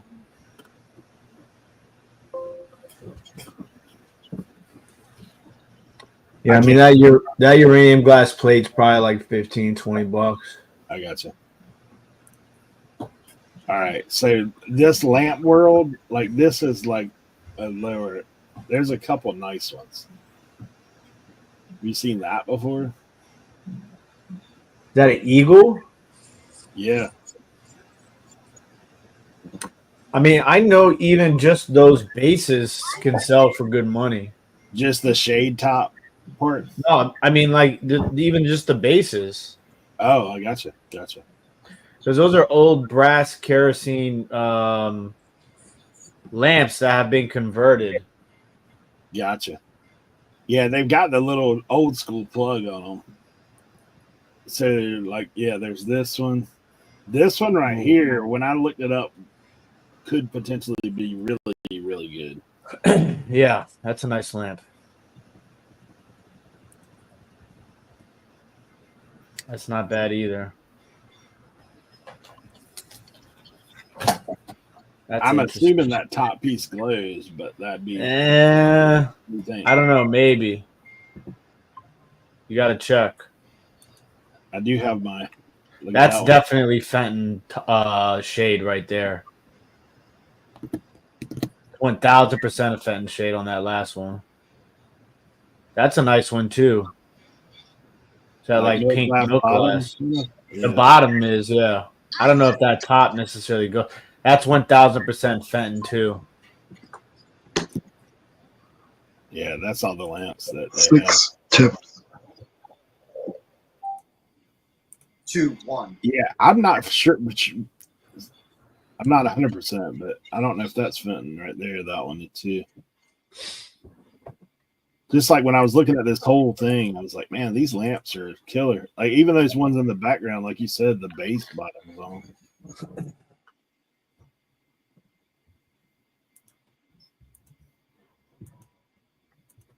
This is at my guy's place. What do you think he's gonna ask for those? Dude, I think he'll be in a. Usually lamps, he's like $25, but I think there's a couple of these that he'll price up. Like I think there will be a couple that he prices up. That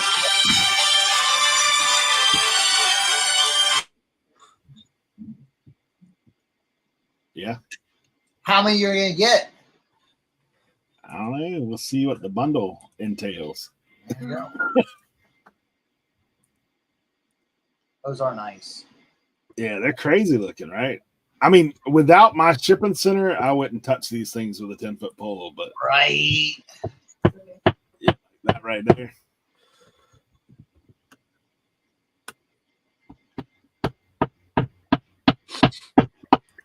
And there's more stuff, but Where's the yeah, clothes? that one was unusual. Like I've just never seen anything like it.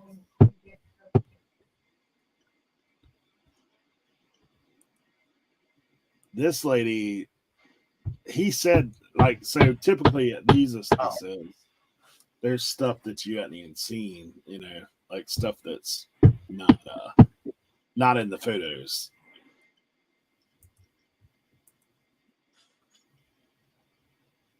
There's some cats down underneath the table. Those little kitty cats. Dude, that one in the middle looks like it's real. Right?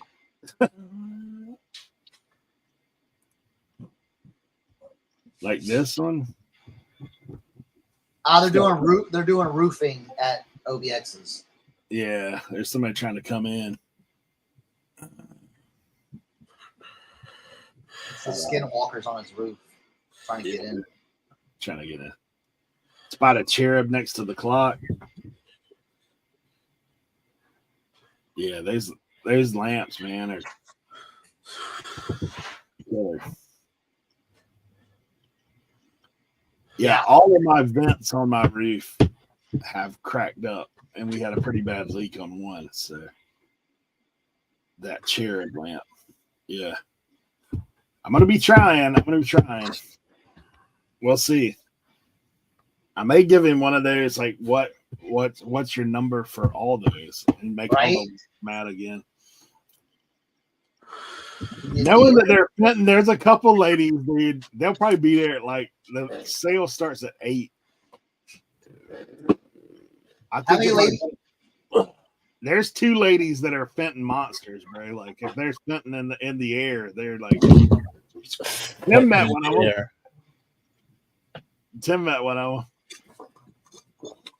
At that sale, that sale that we went to, that I took Tim to the glass house.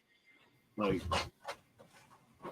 Noel, we're gonna do it raw. We're just gonna load them up in the van and just let them clink together. Yeah, let them walk around. Nah, I'll be pulling a Tim. I'll have some boxes, some newspaper. Little stiff arm old lady on the way there. Bro, when I got all them paperweights, man, they were not happy with me that day. Oh, bet. Oh, look at this guy. We got somebody here. Hey, can y'all hear me? Yeah. Check 1 2. Check 1 2. Let me get this mic away from the shirt. Holy moly, what's that? Oh, they're roofing over my head today. Sounded like wind chimes. Oh, no, that's Tim. That's my ring.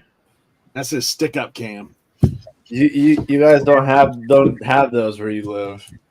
See, Mike didn't even know how to do it because Mike didn't even have the camera angle right. Kevin exactly knows how he needs it done. Yeah, and he didn't have the lights on either. Have the He was lights trying on. to sell some of your stuff. Yeah, I bet. It'll boost his productivity. Y'all, I got so much done yesterday, and Mike was like working on one project the whole day. He's like watching Tim around here. Oh, come on, man. Hey, congrats, Noel. Noel just hit 6K subs. That's awesome. Oh, Farm Girl Scavenger. Hey, Hi, I've seen you in Jen. a while. I know. Jennifer Hayes in the house. Good to see you. Man. Sorry about that. What were you guys showing a few minutes ago? What house was that? My, Is that like an estate sale. okay. Hustle man. Did you see those lamps? Hey, I was walking around and it was on, and I just saw a few things. I'm like, this seems pretty boring. Good time to jump in. That's what I said. You missed our zipper. You missed our zipper talk from earlier. No, I got the YKK. I got the whole thing. I got the reboxing. I got the whole thing. I got it. my wife. Did you get breakfast? That's the main thing. That is the main thing. I got breakfast. My wife made breakfast for me and Mike. It was nice. Hey, hustle man. Thanks for coming in. Appreciate you. That's good stuff. Leroy, how you doing? Not bad, sir. Not bad. Well, good. You might be here to see who wins the Spocky contest in about. Yeah, it won't be me because mine's sitting right there. That's okay. Well, Ray, I never gave it to Reagan to do. I totally forgot.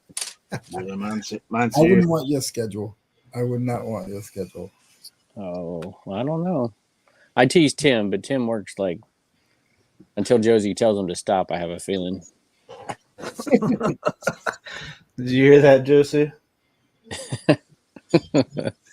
Kevin Is it said right? Tim works, and I'm sure he works until Josie tells him not to work anymore. Does that sound about right? Yeah. Take me to dinners. She's over there laughing right now. Well, I think that's the way it is with a lot of people. Like, I wouldn't stop unless my wife put the brakes on me. No chance. I just can't. It's like Dave. You think Dave's going to sit down and do nothing? It's not even possible.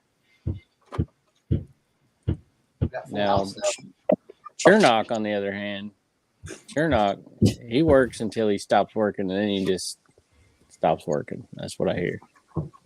Sometimes I don't even start working.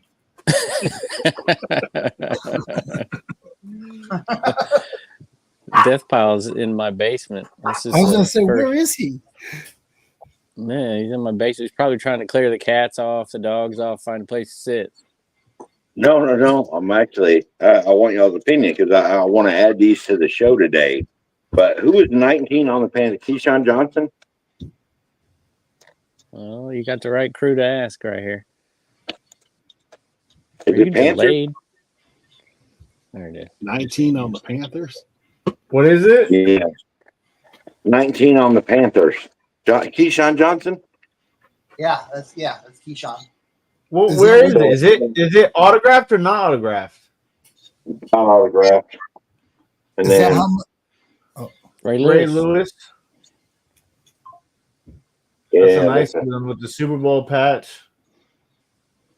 Then Throw that in the that's Vince Young. That's Cernoch's favorite player. USC game. Ugh, gosh. That was a great game, man. Give that away at the strip club. Who's this? Gale Sayers? Yeah, sir. So Mike is showing stuff that I just bought off of him that he now wants to sell again on the show today, apparently. No, you did not buy this off of me. You brought it in that trailer. I wrote you a check for everything in that trailer. You just pulled it out. It was in the bed of the truck. Oh, jeez. Here we go. Ed Reed. Yeah, Ed Reed. So I'm going to run this one too right here. Oh, my gosh. Oh, that's sick. My brother has that at home. You're going to run that on the show today? Yeah, it's a little dusty. Jeez. Dusty, I'll give you $1. Barn If I gotta find. clean it. If I gotta clean it, I'm not giving more than $1 on it. I'm well aware of your rules.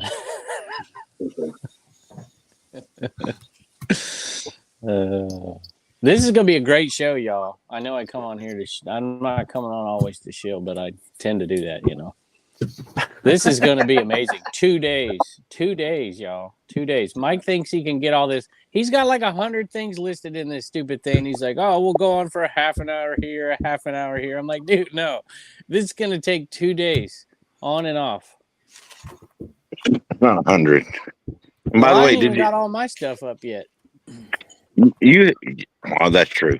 I'm telling you, you got to do it. You got to do it the way that Tim does it, where he like where you just do like random stuff and then just put a sticker on it, don't you, Tim?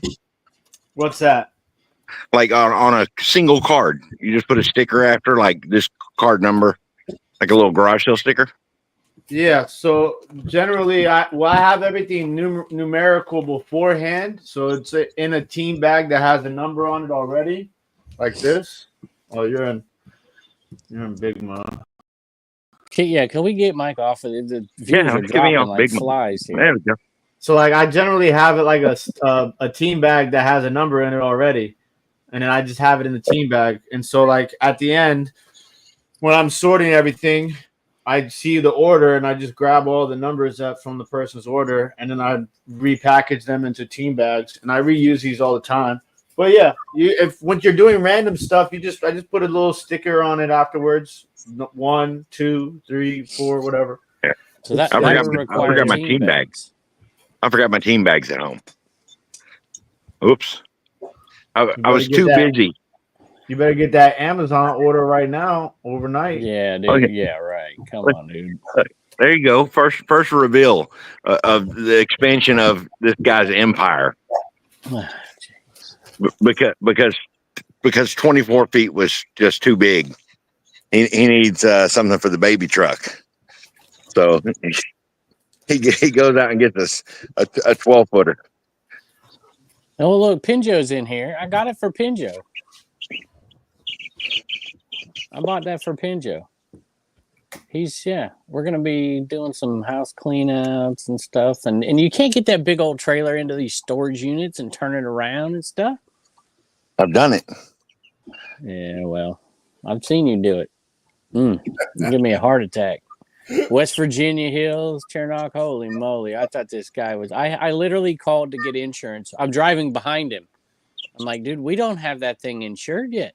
And I called on the phone. I'm like, yeah, it's in front of me. I'm like, we've got to insure this thing in the next 5 minutes. Yeah. That's a true story. I agree. It was bad. It was when they had that freeway that comes up from Virginia to West Virginia when it was under construction. So you had to take the back roads. It was horrible, man. Like it was like the Mickey Mouse. Do you know the Mickey Mouse cartoon where they're in the RV and it's like halfway off into the canyon and halfway off into the canyon on the side? That's what it was, dude. I'm like, oh my gosh. But see, y'all drove West Virginia places I have never been. Yeah, that's a long way from you. I stay on the eastern panhandle part. Yeah, where the hoity-toity people are. Those fancy West Virginians. Yeah. They don't eat red hot dogs up there. No. No, they don't. But hey, the rest of West Virginia, apparently they're hot dog connoisseurs. And they're like, oh, we got famous hot dogs. I'm like, what are we talking about? It's a hot dog, man. It's a hot dog. They're putting coleslaw Leroy. Invention. I don't know. Hey, so Leroy's gonna announce the Sparkies. Oh, nice. Wait, we don't get to vote? He's shaking his head. Vote. You're muted, Leroy. We all vote as one. There's 2 winners, so we all vote as one, and the other one Bianca picked. Okay. So she don't tell us which one she picked until we pick our winner. Yeah, that's fine. Not Eric. Tim, I need to try to see if we can get them up on the screen. Do you have all 5, or do I need to send it back into the link? Wait, how many? Well, first off, how many did you sell, Leroy? We sold 20, and 5 people entered. Oh my goodness! Look at the support. You're almost all on Instagram.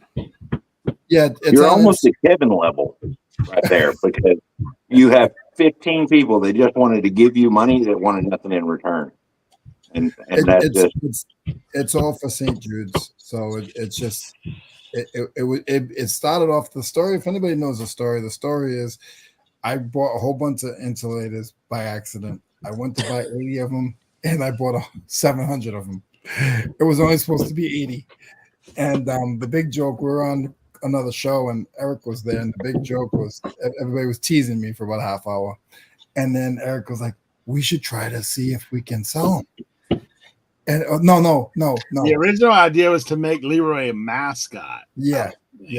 Hey, that's like it could be the Leroy version of Inaman, only insulated. Well, Leroy, you said there's 5 entries. Yeah. Yep. Okay, so I have Beach by Repeat, Andrea, Brad. Yep. Those are the only 3 I have. What are the other 2? I have Grams and Pops, and I have Keith. Okay, I'll send it to you. You send it to me on Instagram right now? Yeah. Okay. Sorry, guys. We're very. You could split the screen back out, guys. We're very. I'm We're very. gonna watch. Get your phone ready. I'm very unorganized. Is this like? I have an unboxing. Oh, Okay. like Here you go. Here you go, Tim. I'll do it while we're waiting.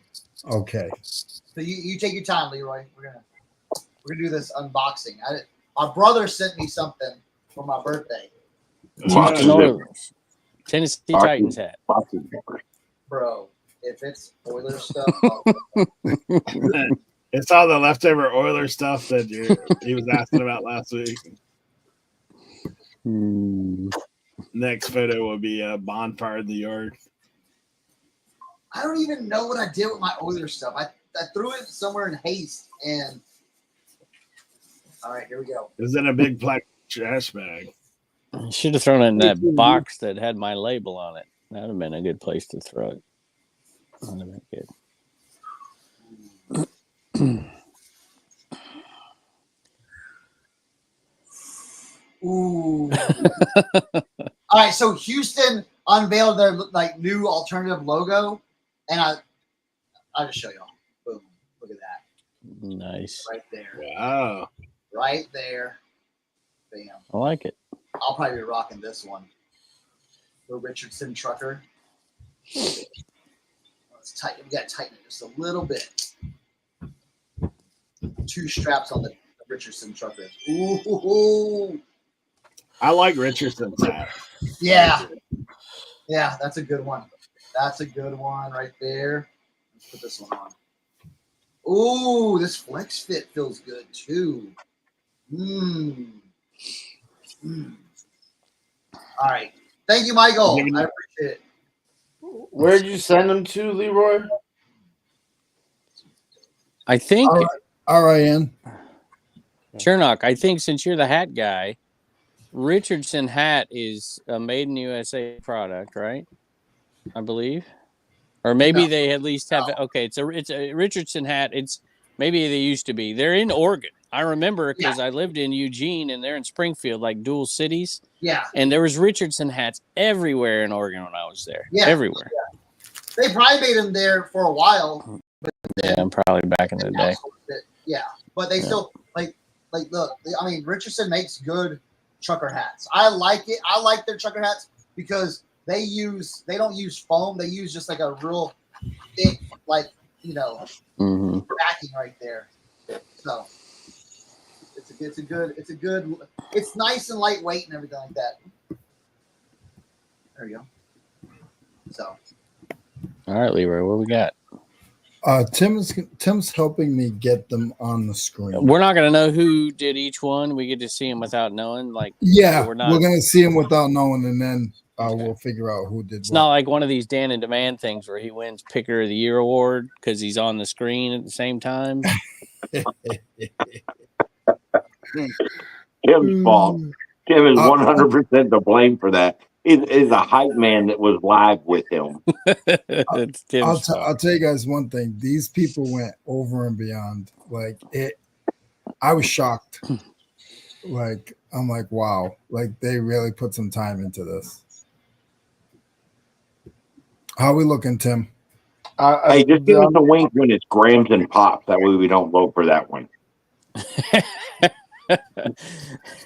I would like to vote for Amy Beach by Repeat, but I don't. I wouldn't. She ordered a bar of soap to wash my mouth out with. I don't.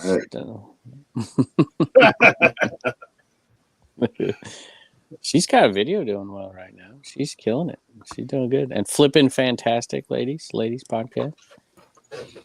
Okay. All right, we're getting there. Mike, have you ever had that experience? Wash your mouth out. So. Oh, as a kid? Oh my God! Twice since he's been here. At your house? Yeah. My mom got me with Dawn when I was young. You guys put him in timeout? A little Dawn. Like Dawn, like liquid soap? Yes. Your mom's vicious, dude. I was in the Normally, kitchen. it's to stick your tongue out. My mom was like, "Whatever's handy," kind of. Like you got to rub the bar. She's like, "Open your mouth, Eric." Yeah. No, it's more like had me in the headlock, held my nose. When Bianca was younger, I told her, I said, I'm gonna put soap and hot sauce in your mouth. She goes, I like hot sauce. Hey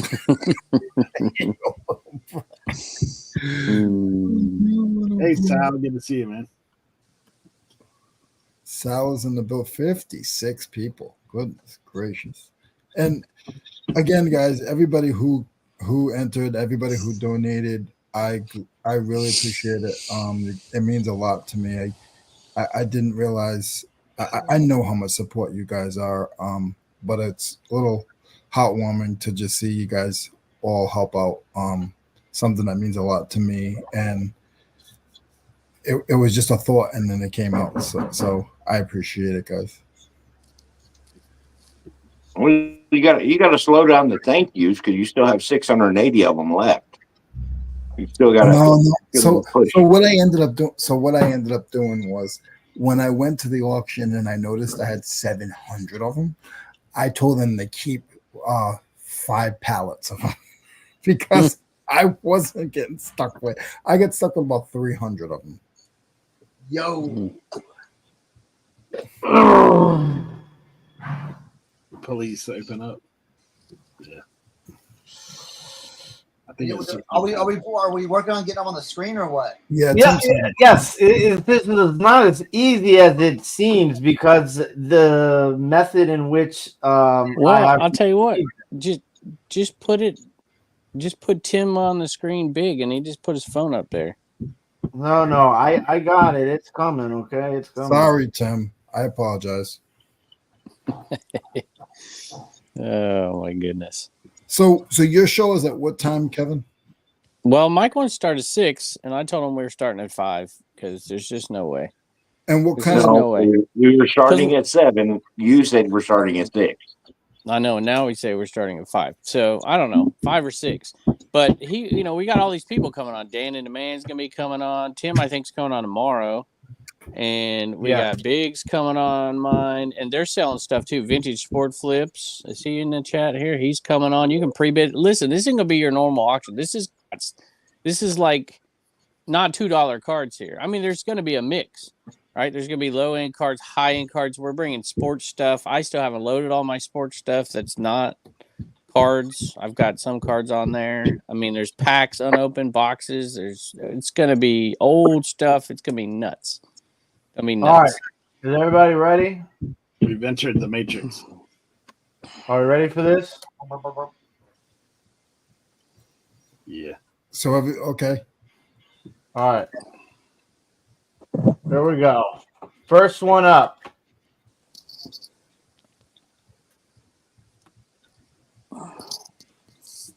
Ooh, you guys see that? Shut up. That's Holy moly. So that's number 1, guys. That's number 1. That is Darth Sparky. I'm assuming that's from Star Trek. Good assumption, Tim. Star Wars.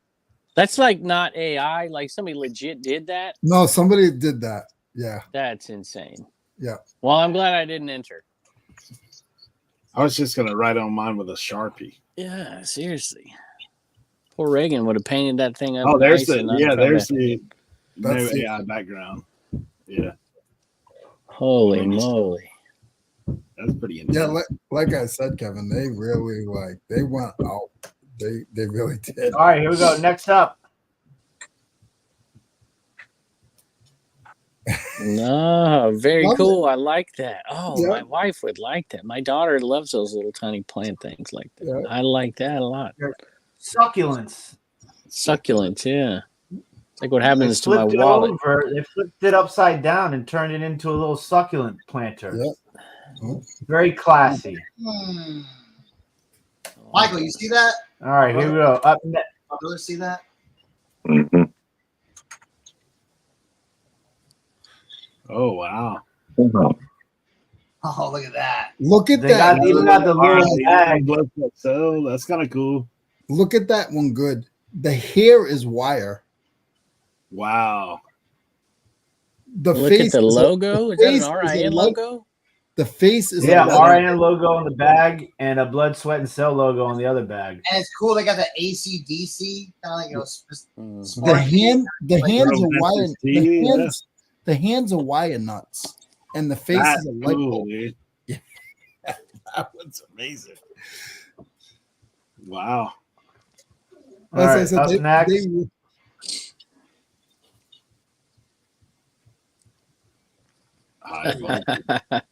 That one's kind of cool too. Now, listen, this one also has.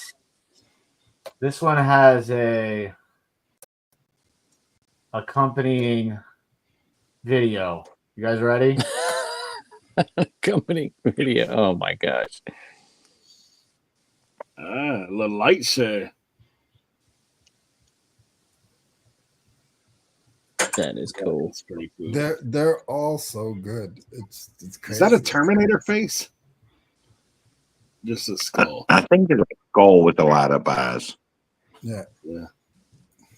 Now, what you should have done, Leroy, now is they could auction these things off on their own eBay website. We could have given them links and stuff, but they might not want to. I mean, that stuff's cool. Yeah. All right. The last one. We have one more.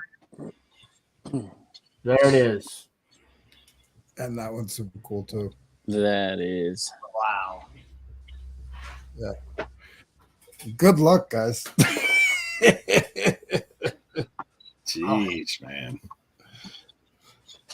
So I have to. I think Tim. I think I have to say Bianca's first, so everybody doesn't pick. Bianca. Yeah. Do that. So Bianca's is Darth Vader. Yeah, that's the one that Bianca chose. So Vader's out. Yeah, Vader's out. And so you guys have all the rest. So if you could put in the chat who you guys, and you guys don't know who made what. So this reminds me of. Wait, are we voting or the in people? our private chat? Is that what you're well, should we? I mean, I could do 3. It doesn't matter to me. We'll vote, and then we'll do another one for the chat. We'll do it. Does the winner get something? What's the like? Okay, what's the setup? The winner gets 30. Okay. It's going to be a gift certificate through district. The second place gets 20, and we'll do the third place gets 10. Oh, we get gift certificate to district. Do they do those now? They have the coupon. We made arrangements with Ivan. Okay, cool. Yeah. And last place gets the rest of the insulators you have in stock. Yes. Oh my God. That'd be hilarious. Noel, the wheels are turning already. I'm thinking of a In-A-Man Halloween outfit thing, but it's getting a little too late for that. I don't think I can pull it off that late. That's Maybe really Christmas. cool. Maybe Christmas. Yeah, there you go. You could do In-A-Man on So the you guys can put it in the private chat. Everybody on the screen here can put yours in the private chat. I'm not gonna vote. Wait, can we do? Wait, on YouTube, can you do, Eric? Can you make a poll? Yeah, you should be able to. Do that. Do a poll. Yeah, and then I can just vote on there. That'd Yeah, be good because I don't know how to do. Instead of filling the chat up. So hold on. On YouTube. Yeah, like on the YouTube. Let's see. How the heck do you do that? I don't know. That's why I like. That's why I like this podcast because nobody knows how to do anything here, and I don't know how to do anything. Just fly by. Whoa. Wait a minute, Jim.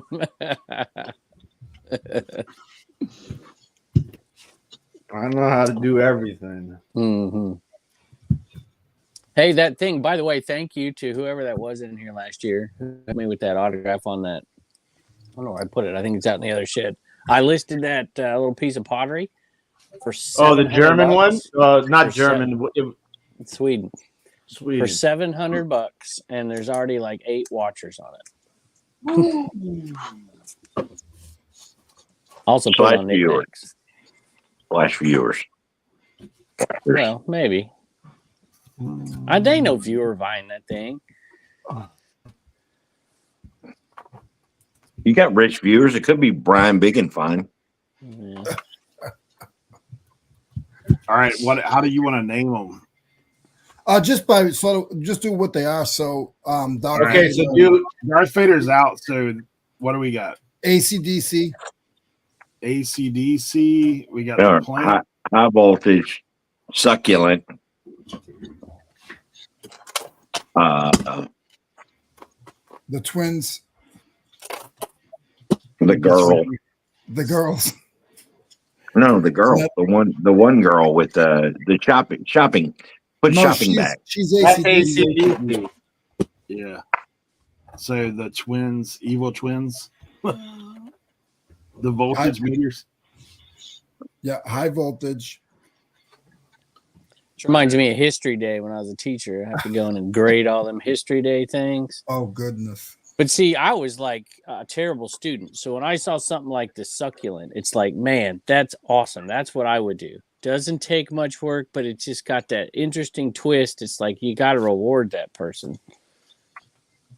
They got it done without minimal effort with really smart little twist. And to this was not done just by me. All these guys were big help. Even right now, Eric's helping. Tim helped a lot. Brad was helped a lot. Even Ivan helping. So everybody has helped me with this, and I appreciate you guys. You were on here 20 minutes ago talking about how it took me all day to do one thing, and now you're praising minimal effort. Yeah, I mean, you're back. It took you all day to do it because you did it in such a convoluted way. I was like, well, what are you doing? Oh, I'm sorry. My hotspot was walking away from me all day.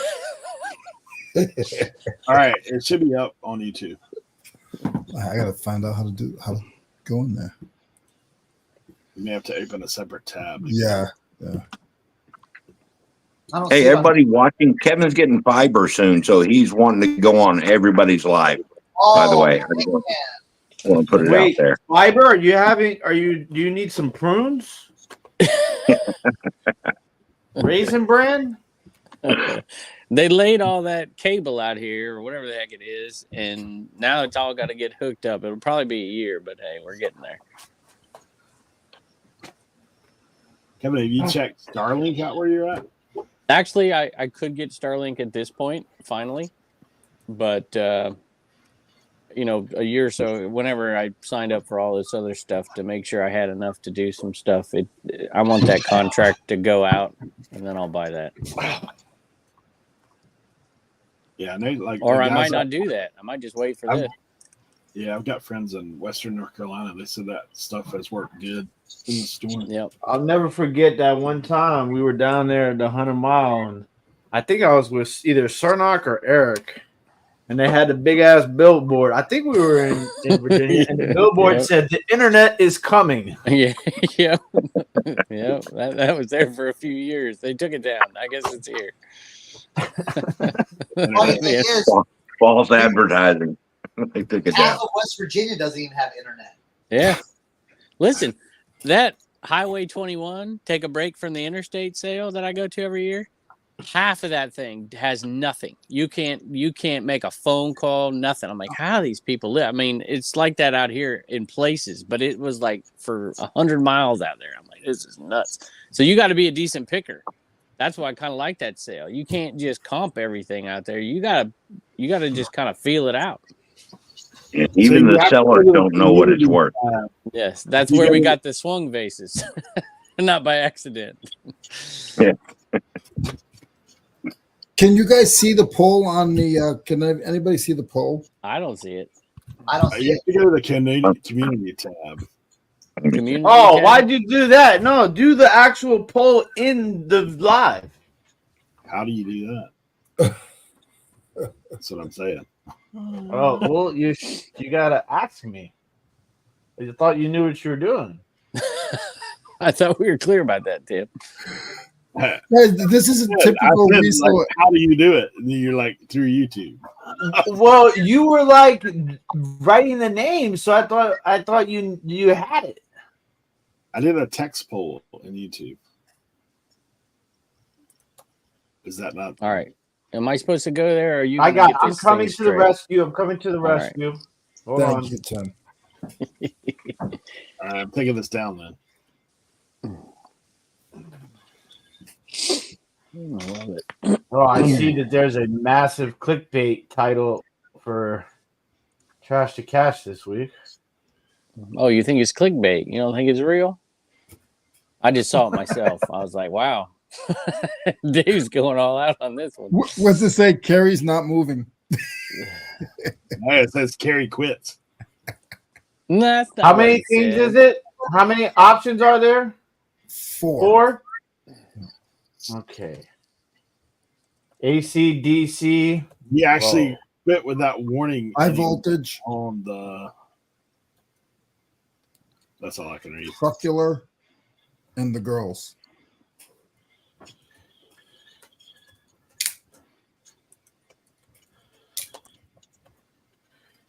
Mike fell over.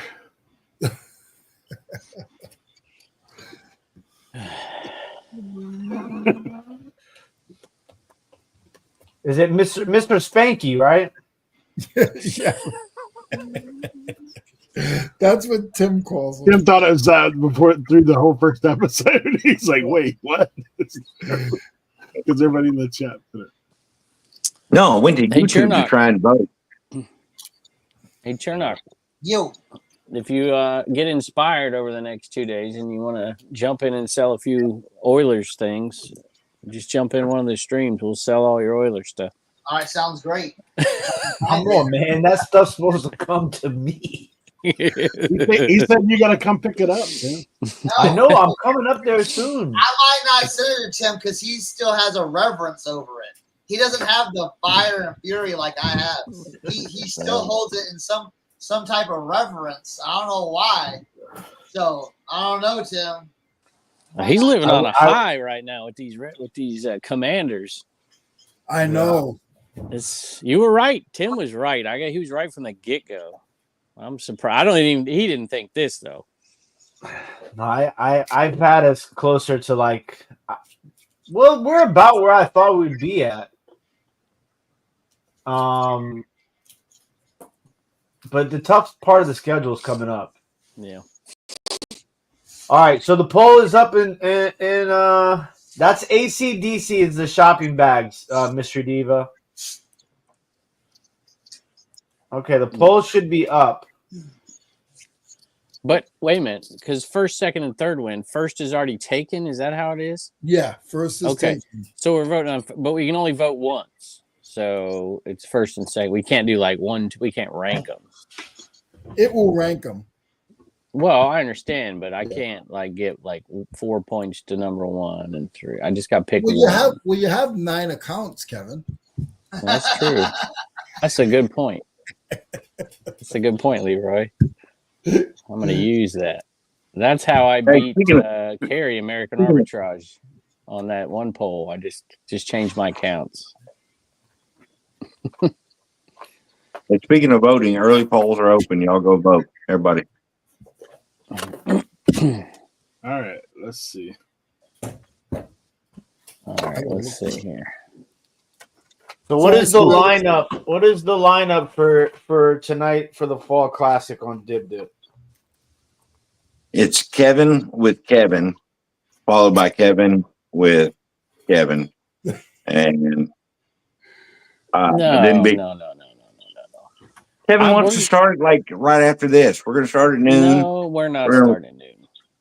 Listen, I'm going to go on, and Mike's scared to sell his high dollar stuff early in the day. He's just scared, and I said it'll do just fine. So I'm going to go on, sell a lot of my stuff, and then when Mike sees that it's selling, then he'll start to mix his stuff into my stuff, and then after a while, we're going to go with.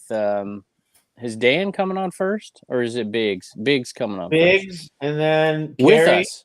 Biggs is coming on with us, and then Carrie, and then Dan, and then Keith. And then Keith. That's right. That's today. And then we might go back on later, depending on how much of these jerseys Mike gets listed. And then tomorrow we're going to be doing it all over again.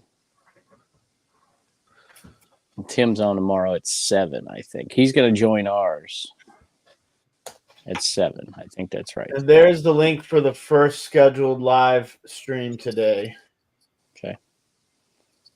And I'm not scared to run my ask Tim. Tim, how's that card? It's sitting on my desk. See? And Tim just like, hey, run a Willie Mays card, just in like a toy show. And I'm like, all right, dude, I'll run a Willie Mays card. I don't care. Yeah, I'm going to grade it as soon as I'm not poor anymore. Are you really? You're going to grade that one? Yeah. Oh, well, shoot, you better come to this show. So here's the thing. I'll tell you this, and I don't know if this is good or bad, but I have a couple of them that were like 68, 69 tops, and they're decent condition, but the ones that are better condition, I didn't put in the auction. And I think what I'm going to do is I didn't want to create something where it has the same title, like 1968 Topps Baseball Thrills Hank Aaron or something like that. You don't want to ship the wrong one. For the 2 cards. So what I'll do is I'll run the ones in better condition and mystery cards mixed in. That way they just have a number sticker. And it's a lot easier to ship those without getting them lost. But except for people can't pre-bid on them, on those high-end things. That's it. They got to stick around.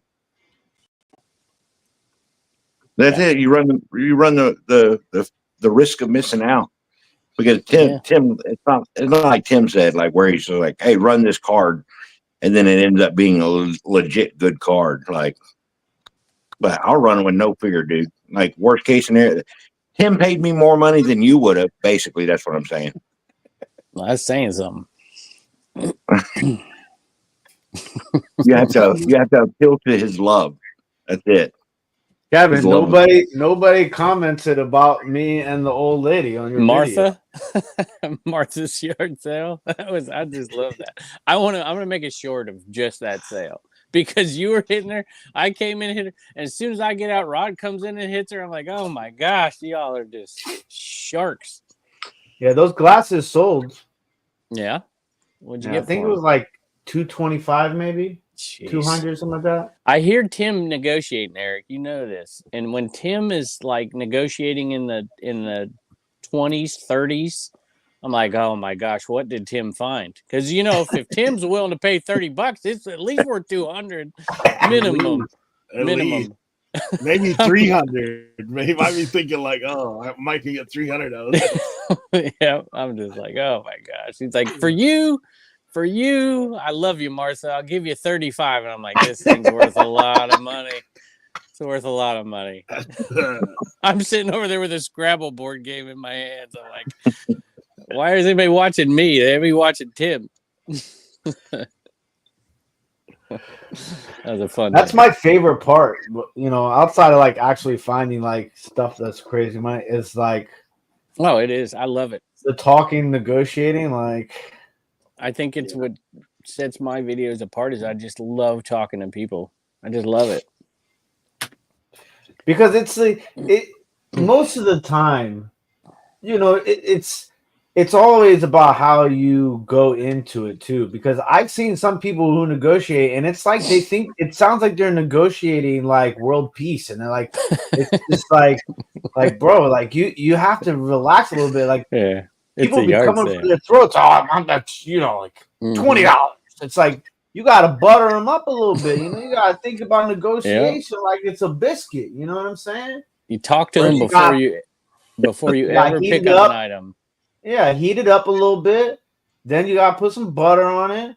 Then you come in, maybe add a little gravy. Maybe you're a jelly person. I don't know, but.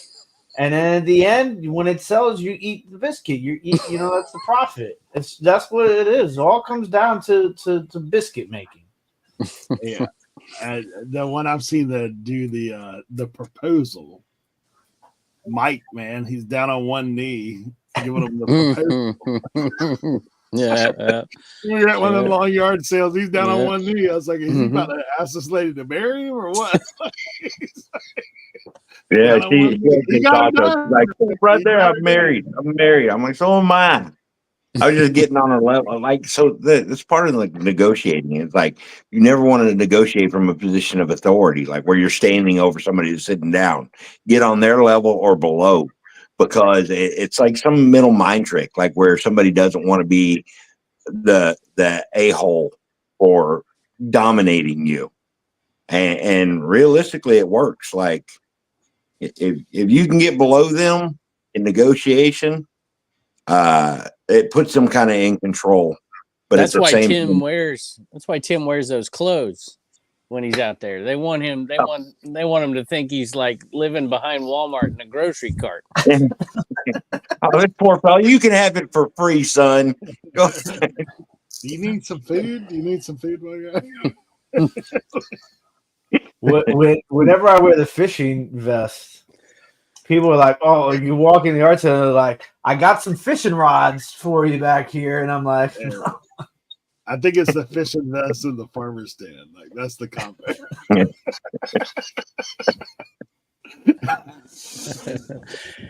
Grams and Pop says it pays to be short. I think that's probably right, but I see some big old dudes I out just there. pin them in the corner and then they give it to me. No, Eric starts telling them a story, and they finally just relent. They're like, "All right, just stop the story. Just take it. Just take it." Do y'all ever ask to use somebody's bathroom just so you can see what they have inside? I do it. I will purposely do it just so they come out and like, I saw this. What do you think? Whatever. Mike doesn't even ask to use the restroom. He asks, "What tree is it okay?" That's not a joke. I'm sitting there videoing this thing, and I'm picking up a North Face new something for like $5, and he's like, "Where do the men go to bathroom out here?" I'm like, "What is he talking about?" And he points over like beyond the garden and stuff. Is it all right if I just? I'm like, "Dude, what are you doing? You're gonna go pee in their yard?" Me and Eric did that one time. I promise you. Like the easiest way is just ask the husband, "Hey, where do you go when you're outside?" And then line shed, up the wood line. All of us are peed outside. We have no problem with somebody peeing. We're not dogs. We don't care if you pee over my pee spot. The first year that we picked with Kevin, I took these guys in that neighborhood sale. I was like, dude, I have got to use the bathroom. I'm like right back up in some driveway up the hill. I was like, man, we're just gonna have to pee behind somebody's house here. Like it's Lisa says, can you please show the entries again? That would be terrible. Yeah. Where's that? Did it disappear? Oh, here it is. So I can click on the poll. Wait a minute. Yeah, seriously. This one should be doing better than it is. You can rewind it, guys. You can also go back on the video and see it too. I don't think we gave enough love to the two spooky girls at the end. I like those. But look at that. She's rewinding. Thank you, Lisa.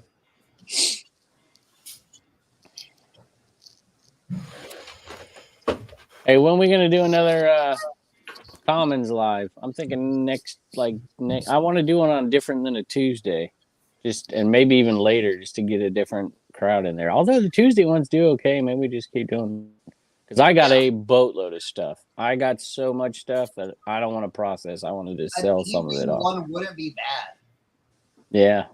No, you can do auctions on those, Kevin, right? You can't, like regular auctions, yeah. Yeah, you can do that. You can set on. That's one of the cool things about District is you definitely can set your own time, like 7 days, 3 days, 24 hours, 1 hour, like whatever you want. Hey, I want to tell you something because Kevin, he's super disappointed.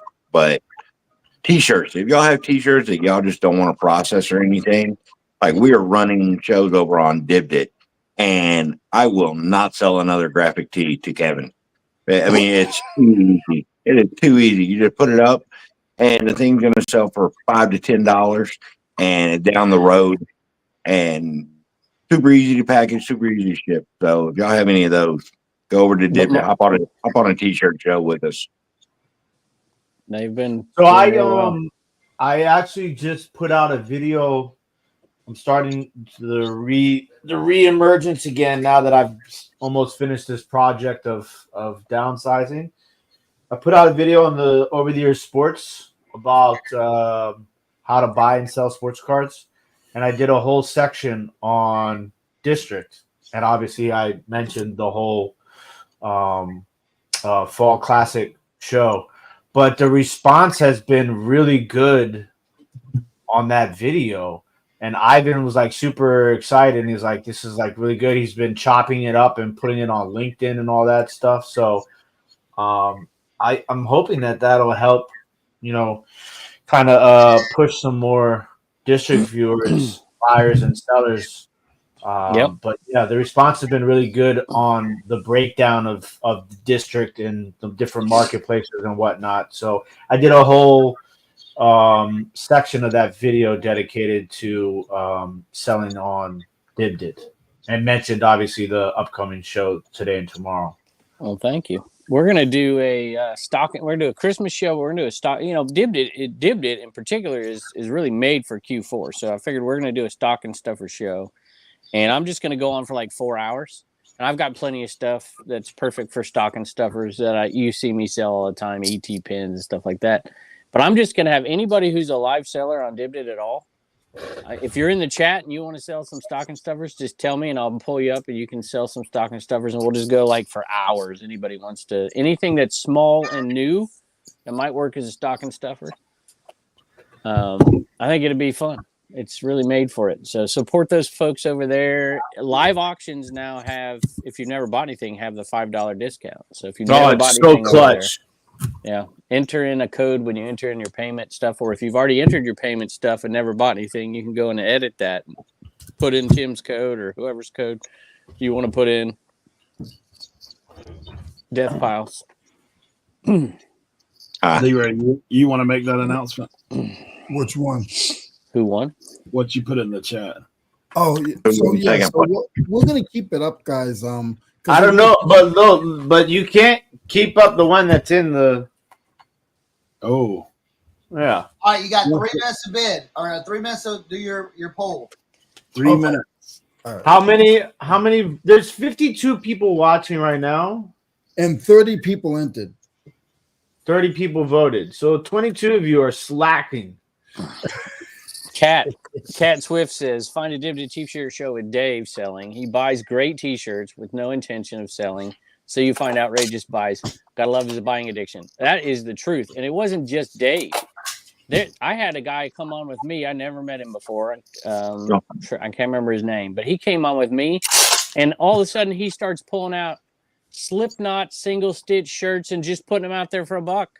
Like, what? You gotta be kidding me. Yeah. I mean, they were going for good money, but there was plenty of meat on the bone still. I mean, one of them sold for 30, one of them sold for like 57. But I'm like, you've got to be kidding me. He's just like, whatever. I'm like, okay. And Dave just, I love that because I wish he was like Mike and he would just box them and sell them to me, but he doesn't. But Dave, man, he makes me so mad. I'm having a good yard sale day up here. And he's like sending pictures. Is this a good t-shirt? Is this a good t-shirt? I'm like, dude. I'm so jealous because I know what he's going to do with them. He's going to throw them in a box, and he's going to get frustrated a year from now, and he's just going to throw them on an auction and like, here you go. Yeah, the bunch of what were the liquid blue like motorcycle shirts, not a Harley, but like they had the flame ghost graphic kind of thing on the liquid blue tag. Yep, I'm just selling them all. He don't care. That was what he found this weekend. Just tons. Harley single stitch stuff. He's a chef now, man. Professional chef. Yeah. But I'll tell you what, a lot of people buy over there is like, I was just selling just normal graphic tees, screen printed tags, that I pick up for $1 all the time, and they're going $6-8 just because they like, whatever. It's like, hey, we'll do it. Right. All day. Yeah. Cernoch, you got that stuff. Mm-hmm. T-shirt shows are good. Yeah, I'm almost sold out on commons right now. Yeah, I saw that down to like 2 or 3. You sold some what? some cloth stuff, some textile I stuff. sold some vintage linens, and then I sold the car emblem lot. It makes me cringe, Tim, sometimes, and it's hard for me to fight it. Like I looked on there today or yesterday, I can't remember. And you see all these good listings, and then you just see like, why is this person listing this thing? and it's like, and those things go to the top, because they're newly listed, and I'm just like, should I take it off? I just leave it on there? It's like, okay, you're not going to sell that. But I missed stuff. Speaking of a stocking stuffer show, I bought something off of Amy Beach by Repeat that I'm going to put in the stocking stuffer show. But Inked Picker had one on today, a bunch of Disney keychains, like 18 of them for like $10 in the package, brand new. And I'm like, man, I'd have bought that for my stocking stuffer show. But they were gone. They already sold. So I like the that good stuff goes quick. The stocking stuffer show. Yeah. I did it last year on Whatnot. And it went really well. So I figured, let's do this. But I love this better because, like I said, I'll just go on for 4 hours and then everybody can come on my show and stuff. We should do a common show like that, too. You know what I'm saying? Do like not 4 hours, but do a couple hours. You know what I'm saying? Have you and then just bring people on. That's kind of what we did, Cernoch, last week. But yeah, the problem is it takes a long time out of my day. But I got skipped last week. You got skipped? Yeah, it's okay. You were in your zone. I didn't think. I asked him 50 times if you were coming on or not. And he said yes. I got packed. Yeah, I'm ready, brother. I'm sorry. No, you were cruising along. You were bam, bam, bam, bam, and I was like, you know what? Hey, just you got to get a little more forceful in there, or just tell everybody in the chat. Say everybody in the chat, tell him let Cernoch on, and then everybody in the chat does that. It's all good. It's all good. I'm sorry. Well, hey, I got more than a stuff. No, it's not like it's the only show we're doing. You know what I'm saying? Yeah. We got shows and shows, and I got more. I got stuff and stuff. So look at that, Cat Swift. See, I'm thinking Commons is built for the winter time too, just because, like what Cat Swift said there, it's like, the sourcing slows down. And you might not find, garage sale deals on there, but if you don't have anything and you're bored, go over there and buy something. But it's also turning into something that I didn't think it would, because my idea was resell to resell. But there's people buying stuff that they're not reselling on there. I know they're not. It's like they're buying it for their own stuff, for crafting, for whatever. There's teachers buying stuff. It's almost 50-50 as far as that. It's like I look at lots on there and I'm like, I could use that around the house for the next 30 years. And I'm just thinking it might be a good place. I'm trying to get Bubble Boy.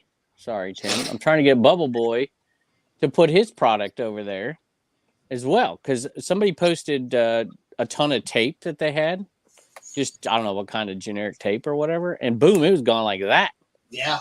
They had just giant boxes of tape that they were selling over there that they picked up somewhere. I'm like, So I think that could be a little marketplace for, when you get extra. So maybe you used to sell records and you stop selling records and you got piles of, record sleeves or something.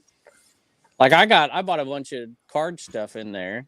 I'm never going to go through all that. I could probably get rid of the top loaders and stuff. I don't know. What else do resellers use all the time?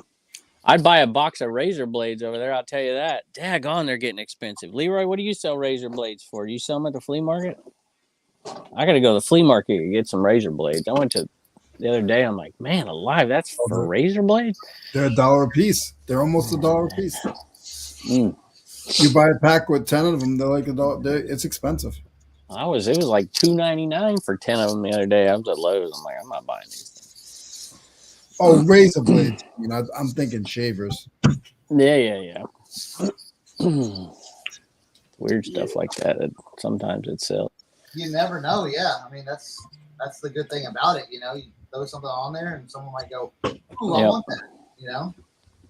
We got a winner on this thing yet? Whenever you guys want me to end the poll, you can end it. All right, here we go. People with champs.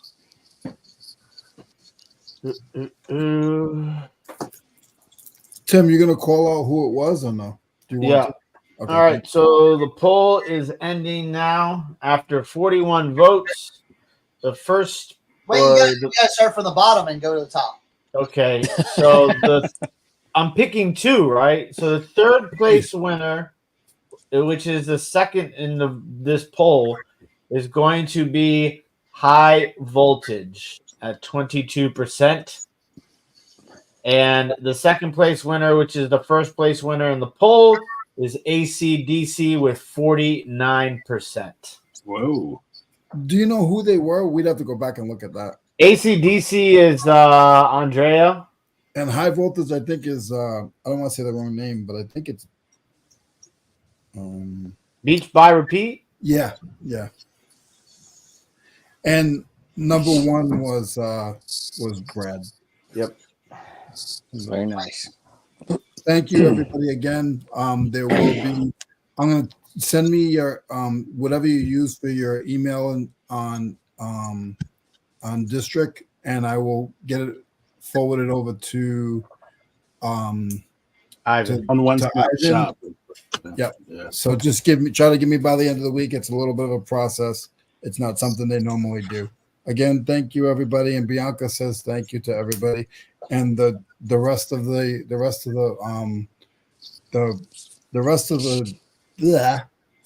is going to St. Jude's. And I'll just let you guys know it's over $125. That's awesome. Nice. Yeah. Great job, everybody. Good job, Eric and Tim and all you guys for making that happen too. I know you guys did a bunch in there. So For sure. Check out South Commons for 280 other insulators. Yeah. Hey, I know you guys want to get off, but Tim one time told me that the insulators sometimes that are really good don't have the screws on the inside of it, right? Yeah. You got to feel the inside. Non-threaded glass insulators can be worth tons of money. Yeah. And then sometimes you can find some of the crazy color ones too. What's that? I said I thought it was the threaded, so I was buying the wrong one. Yeah, no, they're all. I did too. Yeah. Well, in the trailer right now. 700. If you could find some that have like certain company names written on them, and then like purple ones, like purple glass ones, there's some that glow too, like uranium glass insulators. Yeah. So yeah, they can be worth money. It's just that's one of those things too that like I had one. It had been sitting in a box for God knows how long. And I was like, this thing has been listed on Etsy for like 5 years. I've probably spent like $20 just in relisting this item. So like, stuff like that. Like when I was going through like the downsizing, it was just like, man, so much like stuff that was just and not gotta go. Not a disclaimer, but the meaning of all this is be careful when you buy from auctions because that's what happened. I thought I was buying 80 of them and I was buying 700. So they had, when they showed the pitches, they just showed a couple of pitches with like 50 of them in each pallet. It was like 50, 80. And when I went to go, the last picture, I was too late. I already won them. There was 5 more pallets full of them. So when you guys go to these auctions, you got to realize that sometimes they don't want to have to throw it away. They don't want to have to get rid of it. So they will put whatever. You might buy a box and you think it's a box of yarn, and on the bottom of the box there's cat litter. Like you don't know. There you go. All right. Thanks for having me on. Going on this afternoon auction. You gotta come check that out. Thank you all for being here. See y'all. Yeah. Anything else going on? Nope. No. I'm pretty much done with my lives for the week. I have, obviously the Fall Classic on Dibbit tomorrow, and then I might try to squeeze in one more live this week. I don't know. Yesterday kind of wore me out. I did about I think I did almost 5 hours of live streaming yesterday. So I think I'm tapping out after tomorrow night. Gotcha. Let me So know y'all- when you're selling that Mike Tyson punch out thing, Tim. I still want it. Oh, that one's never getting sold. I actually finally hung it up on my wall. Yeah. I do have a Mike Tyson ringside autographed bell though. I don't want that. I want a video game. That is cool, huh? Yeah. All right, everybody. You got a piece of ear you can have. No, y'all take care. All right, later, guys. Later, everybody. Peace out. How are you, sir? Peace out.